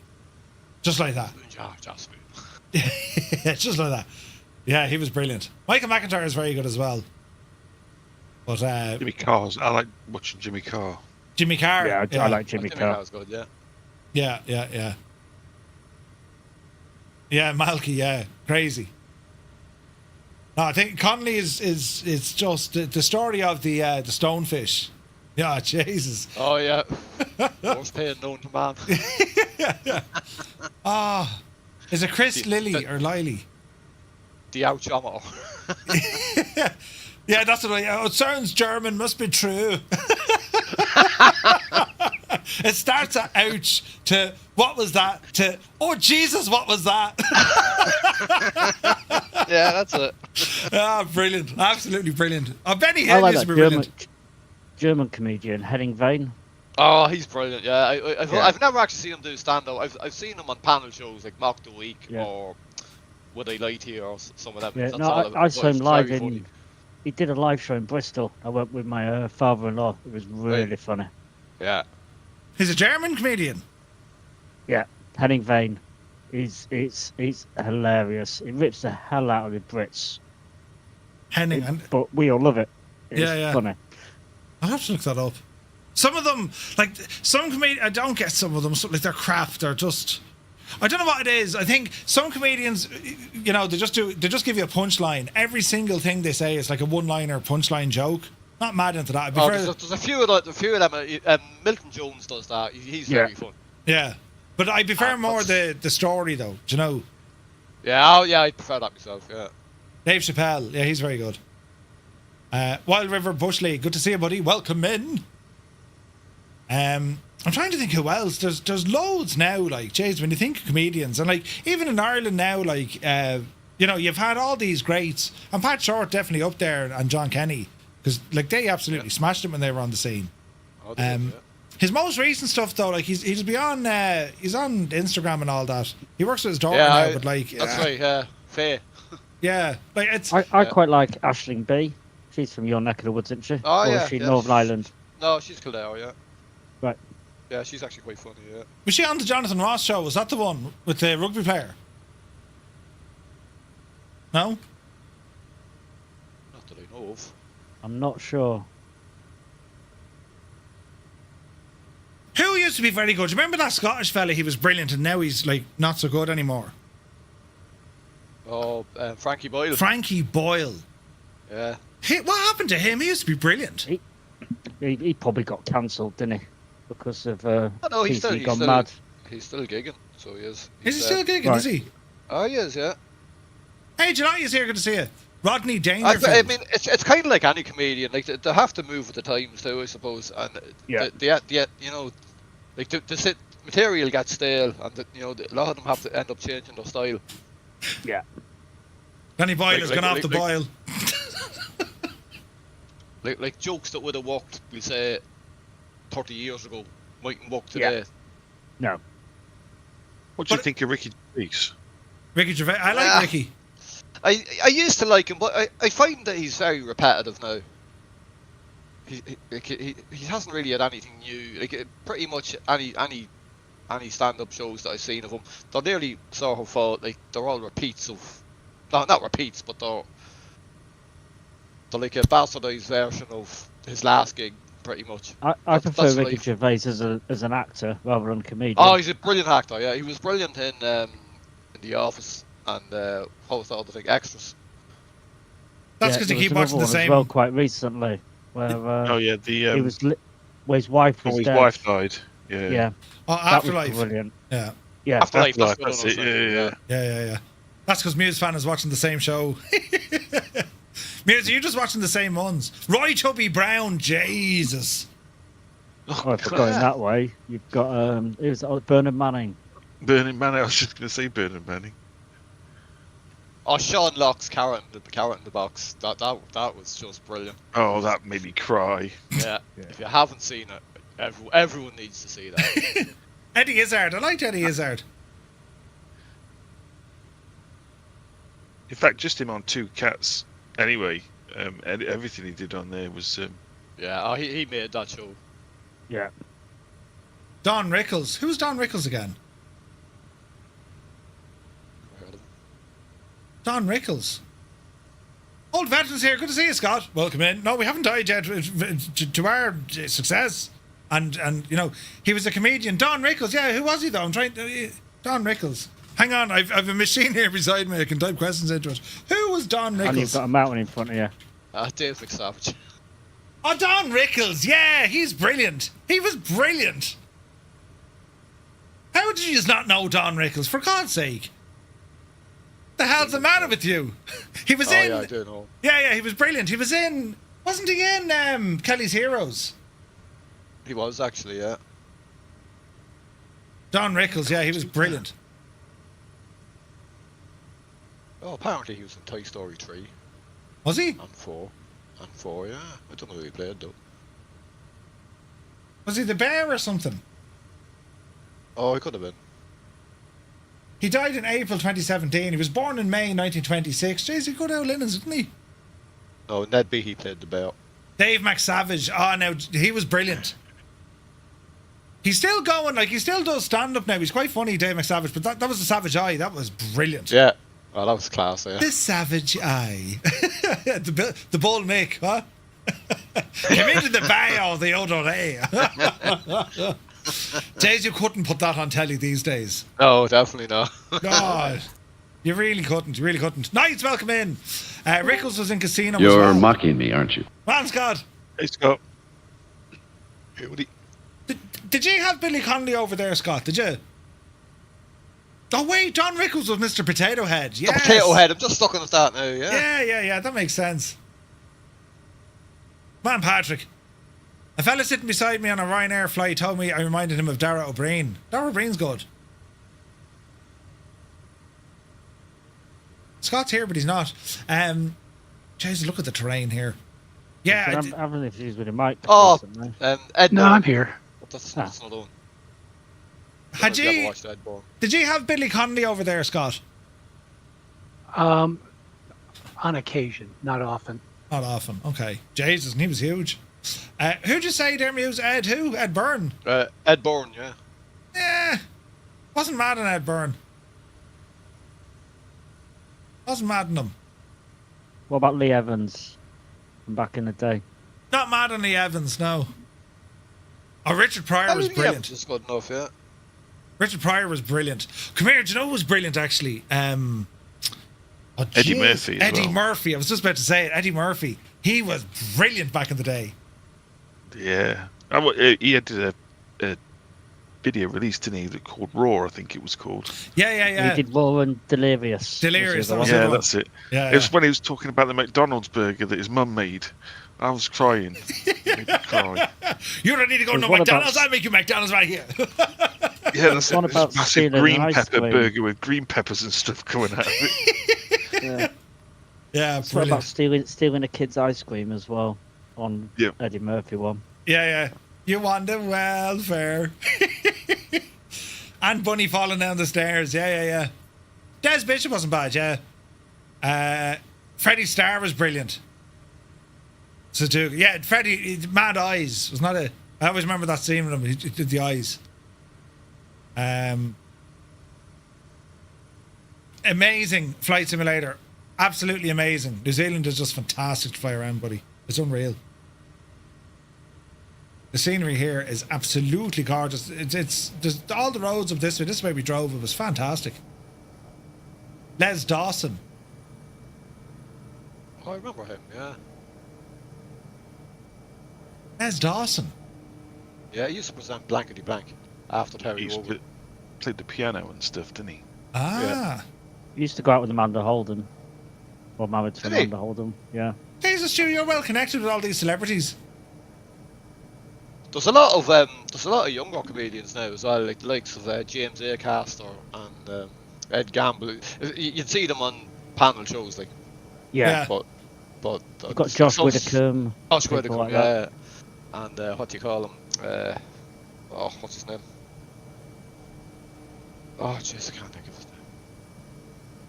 That doesn't matter on here, but yeah, there is a lot of them. So, like, but Joe Lycett as well. Oh, Joe Lycett's good, yeah, I like him too, yeah. Oh, do you know who's very funny? Joe Wilkinson. Joe Oh, Wilkinson. Yeah. He looks like it's just a typical looking. He looks like a hobo, homeless Yeah, man, and he that's just his comes character. out with some random. Oh yeah, he is funny. He's on 8 out of 10 Cats a lot as well.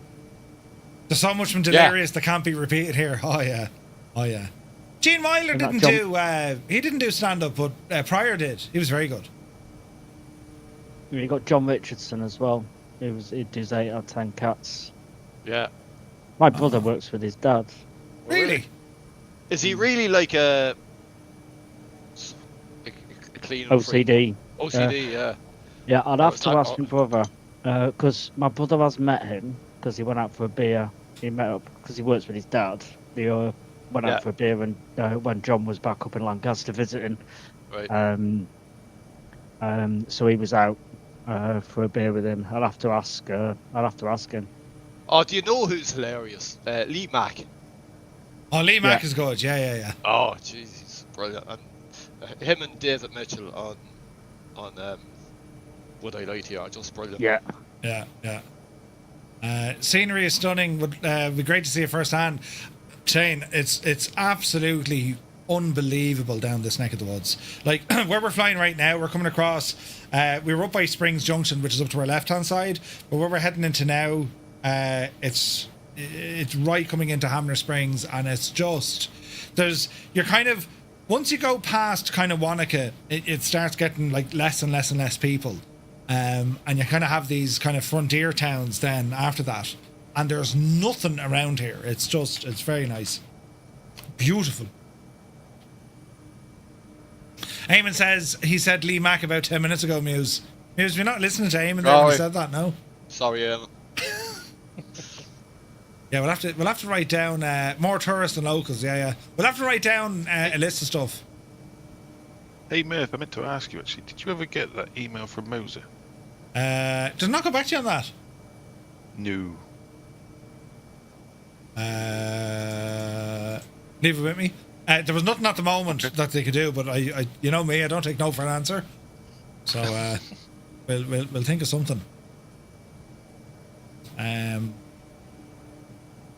He was that funny. He deserves second mentions. Yeah. I know I was late to the show, but what brought on the conversation about all the comedians? Looking at Murph. He just jumped into the chat and started speaking Shots weird fired! language. Jesus. Stu It was wasn't on even fire. me. I said I'd jump into the chat because there was tomfoolery going on between friggin' Cyrus and Stu. I said, I'll get in there now and sort this. And then the two lads turned to me. And Muse Van, of course, was sat in the fence, watched it all happen in front of his eyes. He was Remember there refereeing it. Remember Furbies when you used to put me in front of each other? Well, that's what Murph and Muse are like when they get together. Furbies? Furbies talking to each other. Yeah, those things that used to talk to each other. Talk Just shite. talking crap. Yeah. We can communicate on an entirely different level than most people. It's like dogs can only hear that high pitched sound. Myself and Muse can just communicate in a different frequency. Oh, I thought you were going to say something else about how they communicate. Yeah. But there was that one time we tried to sniff my arse, but we said, listen, we'll leave it, you know. Yeah, well, All this talk. Was that was then when you cramped in that room in Lollystown? That's what it was, yeah, literally, yeah. That's what it was, yeah. Brilliant. Fuck's sake. You're a great bunch of lads, you know, like, just a great bunch of lads. If you have emotions, don't bring them with you. Why? Because the lads will take them and smash them. It's like playing with your food. There was definitely some smell of arse in the room over the weekend. There was, yeah. Murph and Muse are like Furbies, yeah. Like, what's going on tonight? Muse and Murph are ChatGPT of Ireland. Could you imagine? yeah, Adam, we know. Yeah, Adam, you were the cause of main it. cause. We know who the main cause was. Yeah. Come here, do you remember your man on fucking Wheel of Fortune? Was it Wheel of Fortune? He was brilliant. We were watching Indian Wheel of Fortune. It was so exciting. They were all up having a dance and everything. Oh, yeah. Yeah, I barely remember that. Every game Was that show should have Saturday that. night, wasn't it? It was Saturday night, yeah. Aye. I know, we were well oiled at that stage, but like every game show, Yeah. like, can you imagine like the chase and then at half time they all get up and do a big jig? I think it'd be brilliant. It'd liven it up. It'd liven it up a bit, yeah. Wait, me, the noise was coming out of Murph when he went into the jack. Some of us would have the deck room to turn. Well, that is true. We actually had to turn down the telly. Turn down the telly. That's Yeah. how. Turn down the telly. That doesn't make any sense at all. If anything, Up. No, it's okay. We'll take your first answer. That's how polite and well mannered I was. You know, is Murph even in there? They thought as they turned down the telly. I read that completely the wrong way. I thought they wanted to hear you. No. Like dogs do. Like dogs. Yeah. No, we had to turn it up. Adam will confirm. What are you talking about? You're talking rubbish. At least, it was all about, you know, then you shower and then you sprayed the place and it smelled absolutely lovely.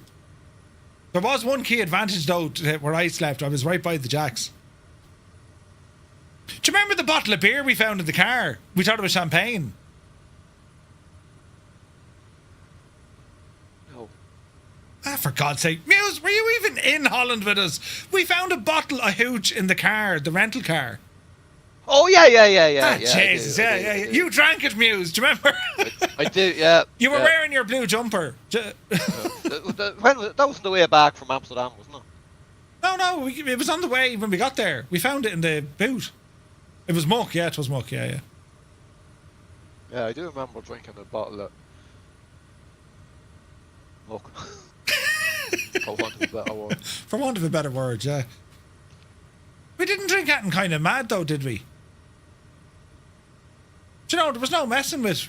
It was just beer, wasn't it? I I think. think it was, yeah. Yeah, we didn't go in any shorts or anything like that. No, I wasn't there. you weren't there, yeah. We Yeah, kept I- it civil I- because Stu wasn't there.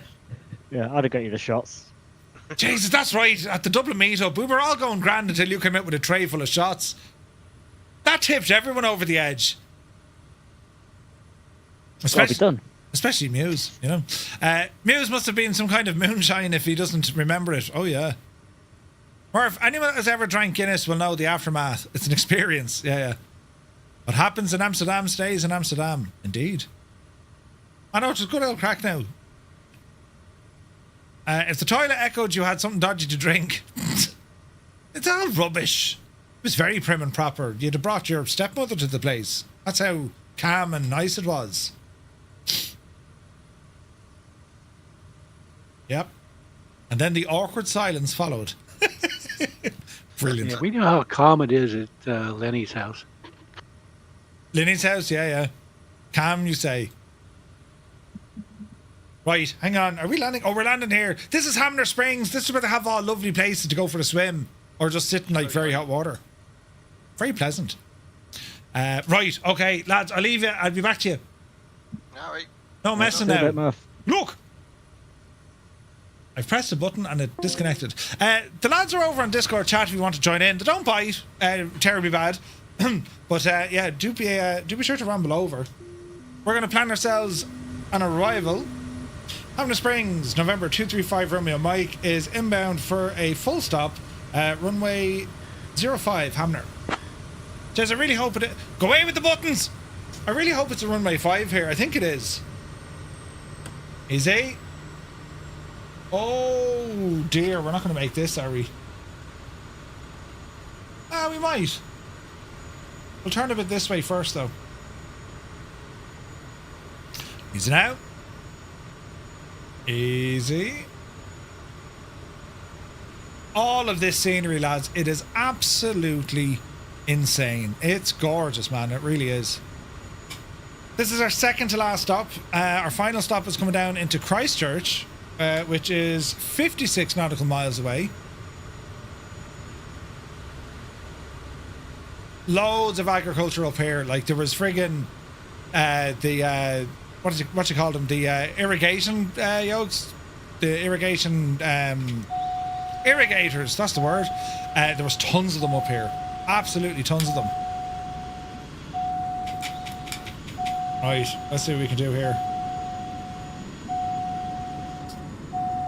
It definitely helped with dropping our speed. There we go. Right, that worked well. Now where's the runway? 500. Alright. Is it just grass here? It is. It is just grass here. Right, nothing to worry about, lads. We'll be alright. Easy now. Have you seen Fletcher top dressing aircraft? Who? Easy. Wait now, is that... Oh, look, Jesus, there's a strip here, look. Easy. Easy. See?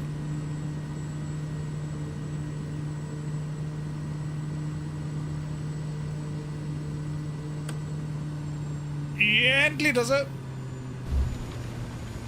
Dreamy, sleepy, nighty, snoozy, snooze. Well, 777, your timing was off, bud. Your timing was off. Alright. Flaps in. That's not a runway. This is the runway. This is indeed the runway. Just a bit of grass. Alright. Alright, we'll taxi back. So, Hamner Springs, it's just class, lads. If you have a look at the different thermal springs that they have. So we spent a day there, and they had these water slides, and myself and Two Tone Jr. got into one of them. They're like a rib you hop into. And like our combined weight, we were totally overweight. We said nothing. I got stuck in the slide. Well, I say I got stuck. We both got stuck in the slide, and then we got going, and then we got stuck again. But then we got going, so it was grand. But it's some crack. Some guy's lawn. It's fine. But they're big old slides. They weren't bad now. They were good old crack. Easy now. Right, so from Hamner, it's going to be down to Christchurch. Anthony V, good to see you. Who else read that as "That's not a runway" in the voice of Paul Hogan? That's not a runway. Stuck on the luge, stuck on the water slide. I see a pattern here. Yeah. Don't follow me, you know. Please say hi to Sarah and Jess. Hello, Sarah and Jess. Hope you're well, 777. Good to see you, bud. Oh, PC6 Porter, nice. Is it now? Caravan inbound. Scott, you're I forgot to ask you. You're controlling CTP in a few hours, aren't you? Jesus. The poor old devil.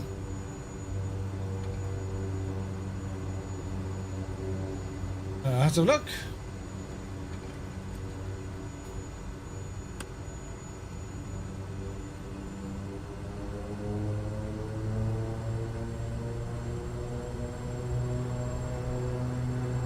Right.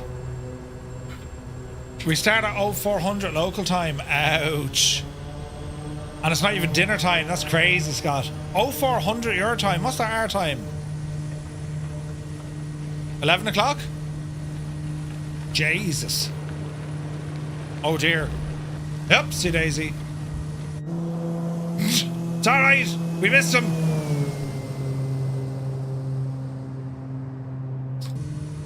Jeez, it's proper windy here, isn't it? You've been flying and trying to think of a way to mix this with original intention on my channel. Spread the gospel. Wait, what? It's all grand. 0900 Zulu. Ah. I'm hoping if I'm dead on my feet, I'll be less stressed for her. Right? Alright, friends. Now it's down to Christchurch. Right turn. This has been some adventure, hasn't it? Absolutely insane scenery. Like, insane. Alright, watch what you're doing here now, you muppet. Easy now. We went to a winery down the road here as well. It was beautiful. I forget the name of it already, but it's just two wineries, just about maybe half an hour, 40 minutes from here, on the way to Christchurch. It was absolutely incredible. Easy. All right, heading, autopilot, engage. 5,000 feet. Don't need 5,000 feet. Call it 3,000. Flight level change up the hill. That'll do it. Alright, altitude select. 3,000 feet all the way in. And we're heading straight down the road. New Zealand has some pretty nice wines. Pegasus Bay. Pegasus Bay. That's the one. There's two of them, but Pegasus Bay is better. It's like walking around freaking Tuscany. It was gorgeous. Wait, Parrot. That's the one. That's the one, man. Now, I was driving, so I couldn't be drinking, so I went in, we had a hot chocolate. It was lovely. And there were lovely gardens there as well. Fabulous. So what we got to do down in Christchurch, we did a couple of things. We went down and obviously had to walk around and saw all the sights and whatnot. But we got a chance then to visit two things. One was the International Antarctic Centre, and this was absolutely incredible. Mr. Two-Tone has more photos, but they have like an Antarctic simulator in there where you walk into this ginormous room, right, massive, and it's like a giant refrigerator, right, and it's like -8 or -9 degrees Celsius in there. Ice is on the ground built up. They got an igloo. And then they turn on the simulator, and basically what it does, it blows like strong wind fans at you. So the wind chill is like -20, -25. It's freezing, right? Proper cold. And of course, this Egypt went in with a pair of shorts on. Now they did give us a jacket, but you know, we got to look at all the equipment they use. There's loads of information about the science work that they do. We got to pet some husky dogs. It was amazing. And also then there is a lot of information about the C-130s that they fly back and forth. The US Air Force have their own maritime patrol base there, and they have C-130s there as well. Way is water, para is rubbish, meaning rocky riverbed. Ooh. Go to 1307, Murph. We were both wrong. She had him traipsing around the country there, chasing her going up. Hang on. Oh, Jesus, with trees, then the past warms in the glass. 1307. I never seen a fella, this is true. You're saying 1307. A fella to wear more scaffold on Mendes, he was nearly bent over. He was worse than Matt Talbot. And then you today have a Howley Communion, you know, if the bishop was around like a sister born adventure. Oh, Jesus, sister who? Down there, no, this is true, Scott. You could be down there in the convent there, you could be down there of a hot summer's evening, tipping away out the back of the convent, doing a few old jobs, the sweat would be trickling down the back of your neck. And Sister Fidelis, she'd bring out a jelly and custard. Jeez, you wouldn't get it in Buckhouse, like, you know what I mean, like? Or you could be there newly the day of a Howley Communion, you know, if the bishop was around, like, and Sister Bonaventure. Well, she'd put out a pavlova. Oh, I've often said it myself, Jesus. If Shane. someone was to come to me, Matty, in the morning and say, Patsy, that's me, Patsy. She put out a pavlova. That's brilliant. That's brilliant. I've tried to listen to him. I need subtitles. Sister Bonaventure. Absolutely brilliant. Oh, that's hilarious. Yeah, that's good. Strong Tipperary accent. That's hilarious. Good man, Muse. Brilliant. Who is he? That's Pat Short. He's brilliant. Look him up. Brilliant. Absolutely brilliant. Better than Sister Banana Face. Yeah. And she put out a pavlova. Brilliant. But, so the Antarctic Museum, and there's tons of information about it, the Antarctic stuff. Where is it now? Antarctic Centre. Christchurch.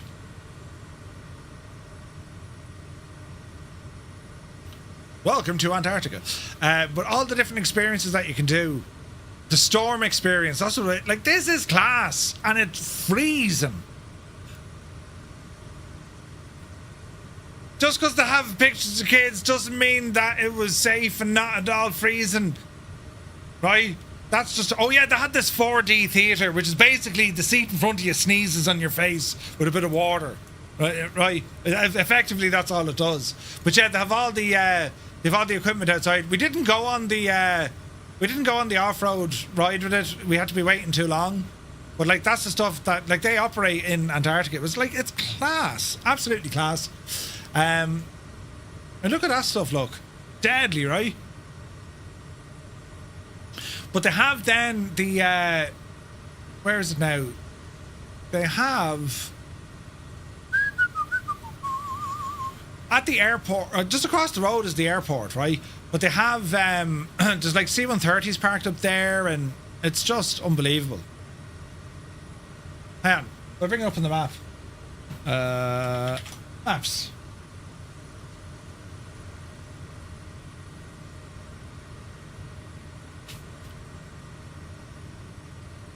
I'll show you. Load her in there now, lads. Right. Into Christchurch. Here's the International Arctic Place by the airport, right? And if you look closely, right? So this is the centre. We parked there. And directly across the road, I mean, you just have loads of these. Lots of them.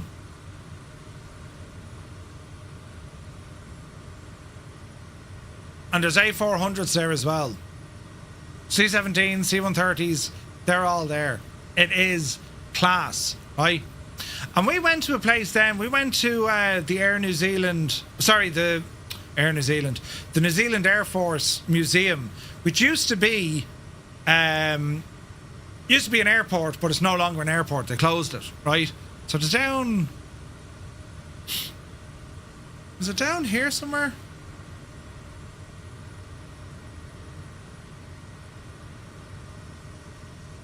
Yeah, Air Force Museum. And it's gas, because when you drive in, right, they've a Harvard up on a splint, or on a stint. Wigram, that's the one, Wigram.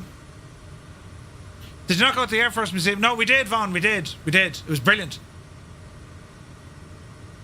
They did. They absolutely, yeah, aiming, they're still, Christchurch is mad, you can still see the damage of the earthquakes. But this is where the runway used to be. But we went inside to the Air Force Museum. It just is brilliant. Very good.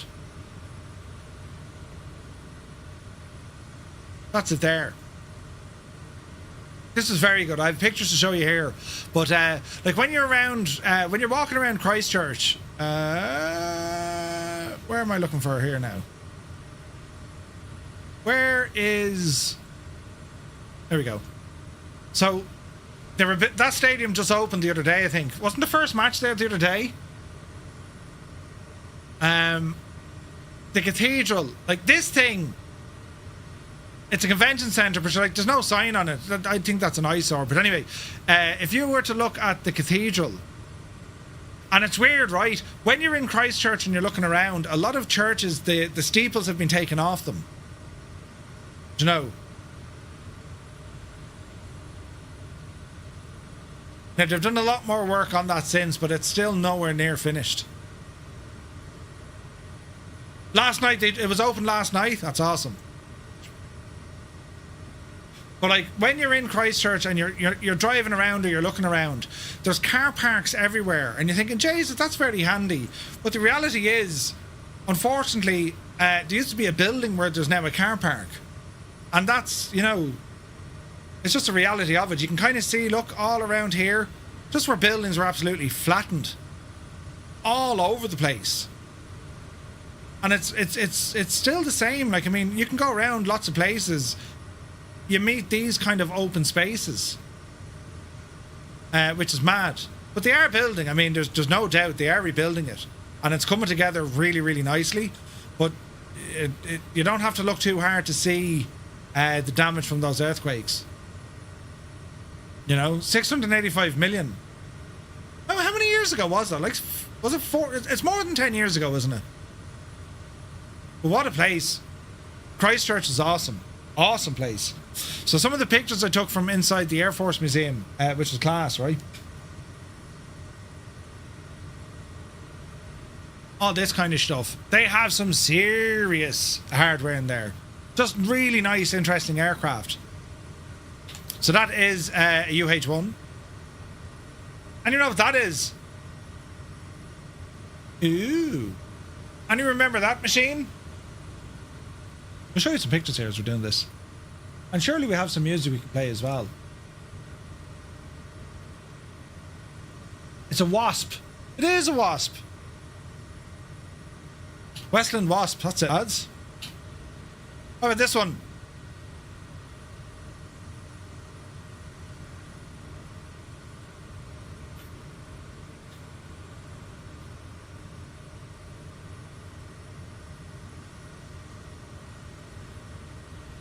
You're getting Seahawk soon. Yeah, I think it was a Bell 47. That's what I thought. Or a Bell 200. I couldn't get too close to it. I've never seen one of these aircraft before.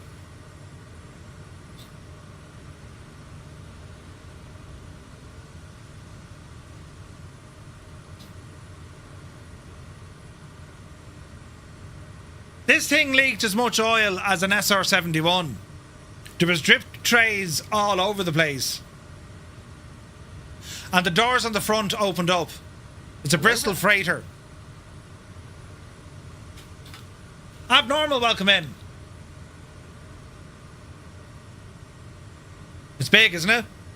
So you can see where the doors open up. There's one being put together at Carlisle Airport. No way! That's awesome. Be still my beating heart. Isn't that like that is a machine? Skyhawk, isn't it gorgeous?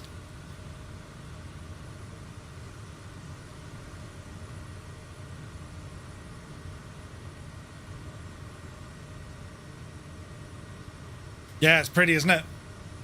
First fighter you flew. No way, Scott. What a machine. Look at the cannons on it. Beautiful. He's in the back of the Huey.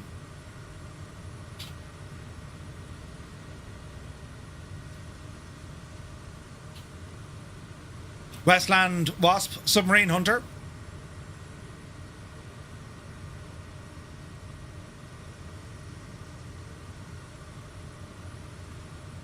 Anyone know what it is?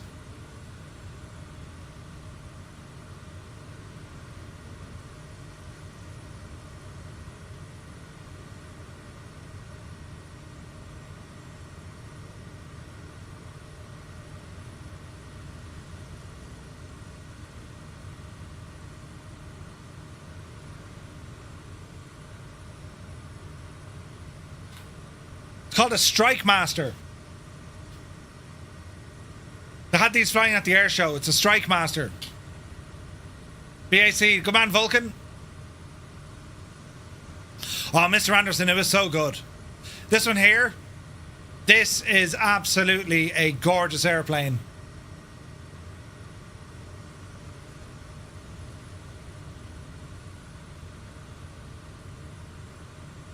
Yep, de Havilland Vampire. Isn't it absolutely gorgeous?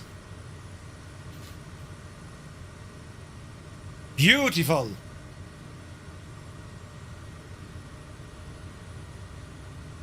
I think this is gorgeous. De Havilland once again. A de Havilland. I thought it was a Dove. No, slightly different, Scott. It's called a Devon. A de Havilland 104 Devon. It's very like the Dove, but slightly different. You thought it was ugly? The Owl Avro Anson.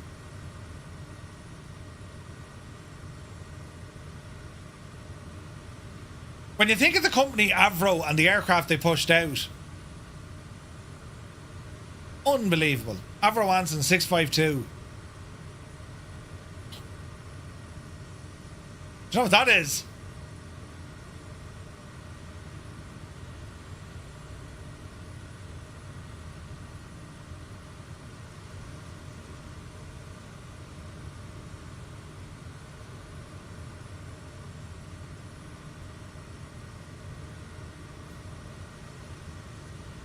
It's pretty, isn't it?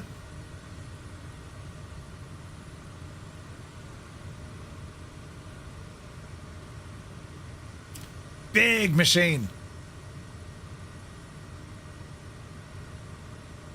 Hudson, I think. Isn't that the name of it?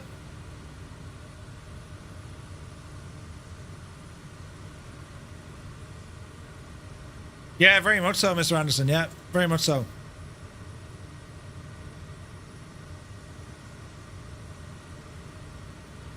They have a great museum there.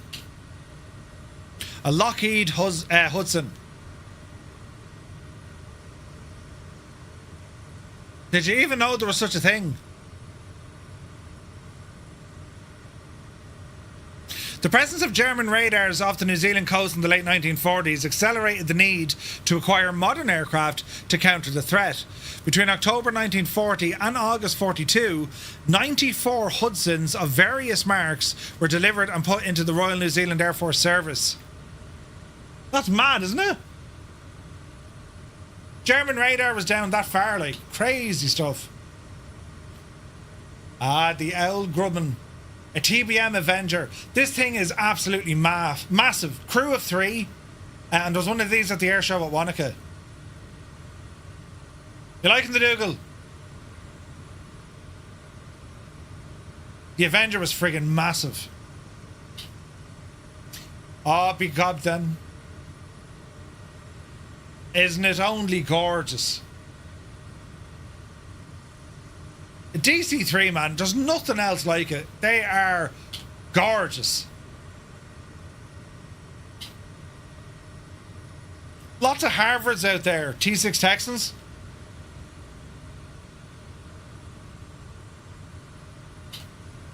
Beautiful. There's the Avenger. Man, look at that engine look.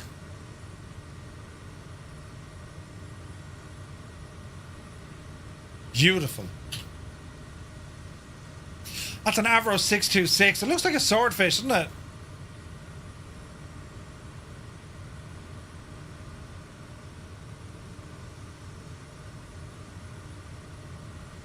Gorgeous.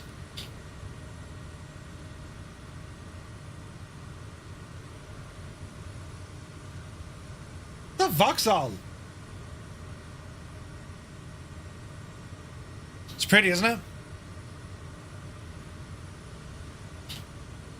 Oh, Jesus. Now, it's a Spitfire and it's gorgeous, but it's a clipped wing Spitfire. It's the clipped wing. It's crazy, isn't it?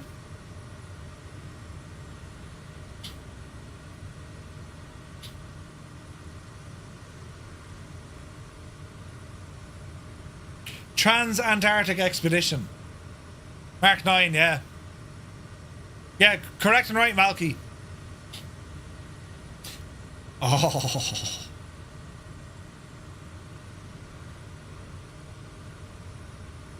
The size of the propeller on the Mustang, isn't it unreal?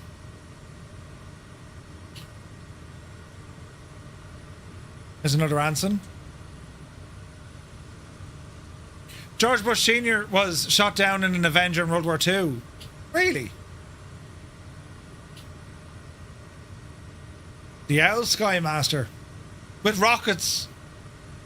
That's crazy, isn't it? 337?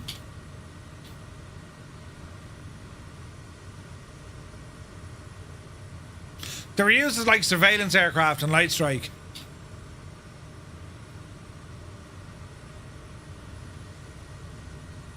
All glass, man. Isn't that savage?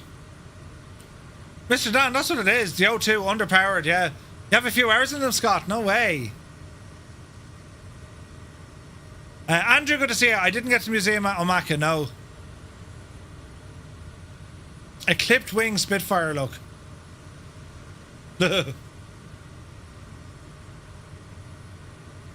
It's a Mark 14 Spitfire. Still gorgeous, though.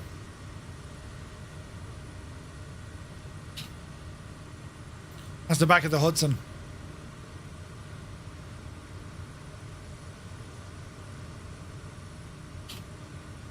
The old push-pull, yeah. Look, the Hudson that's a huge thing.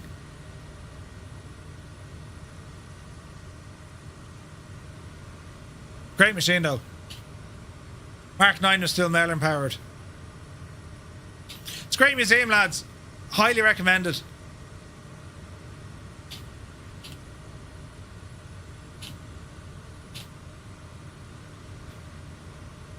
I forget the name of it. It's a Sopwith Bull, I think. Pup. Sopwith Pup. That's mad.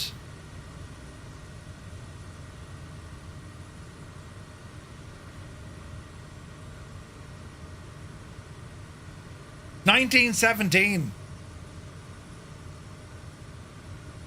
Hello there. Oh, it is, Scott. Tons of photos, tons of photos.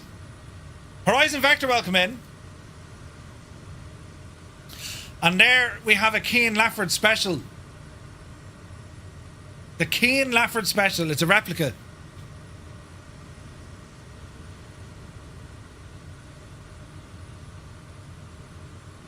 Yeah, pretty much, Mr. Dan. Yeah, yeah. Horizon Vector, good to see it. Outer Marker. He's an MRF.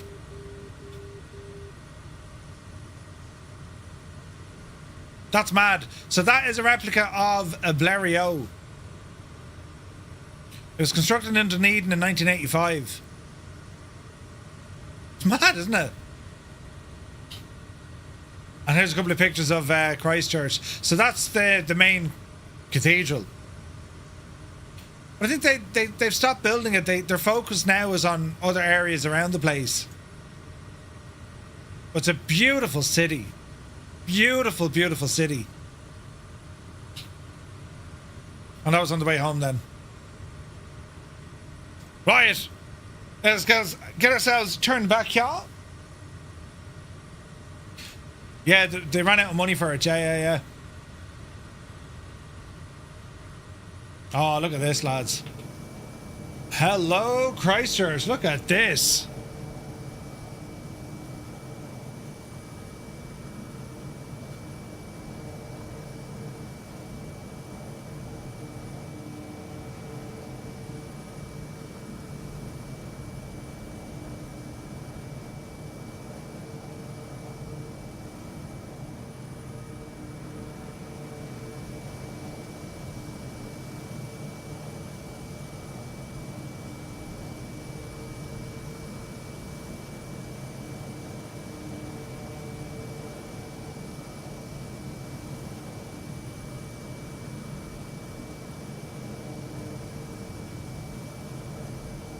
Malky says the Sopwith Pup performed the first landing on a moving ship. It was on the HMS Furious. No way, man. Crazy. It was fun to hear everyone wax lyrical about our home. Dude, it's so nice. State of your country. The state of your country. It's so nice. So nice. Right. We are about to land here into Christchurch. And it was Christchurch. This is where we flew from Christchurch back up to Auckland. And then Auckland up to Los Angeles. That was the route we took heading home. But it was an amazing time away. What a beautiful country. The amount of stuff there is just unbelievable. And tons of aviation stuff, like tons of it.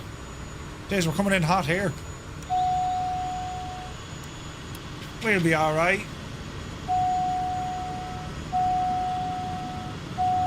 500. Should be grand. Easy, Murphy. Easy now. You're alright. You're alright.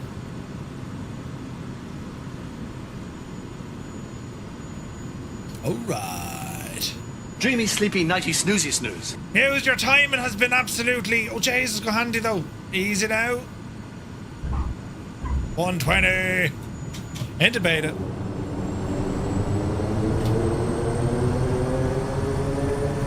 Alright.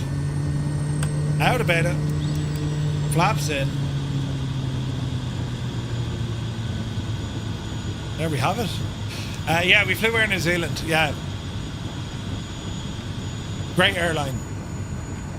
They come along with a little basket of sucky sweets just before your landing.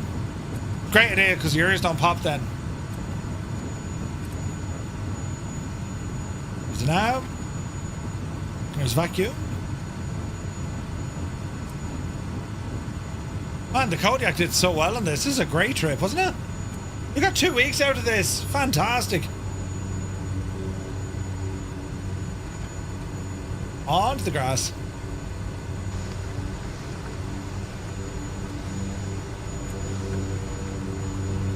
Approaching runway 2. So nice flying with you guys, as always. Absolutely class. Alright, park and brake on. Approaching runway 2.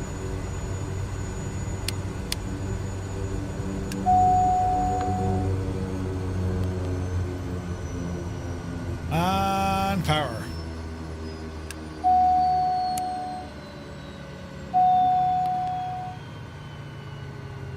Alright.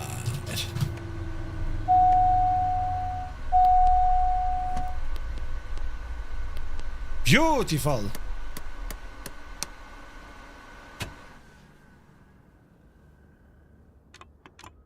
Excellent. Absolutely fantastic, lads. Did you see Dave the Goose on New Zealand Airlines? Was it Dave? The mascot of Air New Zealand? Dave the Goose. The last time I was there, the safety video was like Lord of the Rings stuff. This year, a little bit different. They used to have the All Blacks at another time. Which, then Aer Lingus to Dublin, yeah, that was it. Not sure it's a worth upgrading the 2024 version. I think it is. It's class. They've done a great job on it. Really have. But, right, lads, we ran a little bit late, but sure, listen, it's Friday. That's what we do. I want to thank you all so very much indeed for keeping me company and, well, just taking part in these flights. We're back to you on Sunday at 1200 Zulu. We have a long flight ahead of us as we recreate the memorial flight that was done. The Irish Air Corps did a anniversary flight back in 2003, which marked the 75th anniversary of the flight at the Bremen. That's the flight we're going to do on Sunday. We're going to be taking off from Baldonnel. We're going to fly up to Iceland, Greenland, and then we're over into Canada, So, yeah, very much looking forward to that one. So that kicks off at 1200 Zulu on Sunday. To everyone who's flying across the pond tomorrow, the very best of luck. Enjoy it. It'll be loads of fun. I'm telling you, it'll be loads of fun. And for all the raids we got tonight, shout out again to London Controller. Really appreciate the raid. And for everyone who joined us, especially all our Kiwis who are helping us out, and the Limbics as well. Lads, thank you very, very much indeed. Just an amazing, amazing country. I need to go back. I'd be a great ambassador for the Kiwis, So, yeah, Amelia, thank you very much indeed for the follow. So we shall leave it there. I'm up early in the morning, but man, Faku, we'll be back to you back on Sunday. So best of luck tomorrow. Have a great weekend, and we'll see you on Sunday at 1200 Zulu. So until then, have a great weekend. See you soon.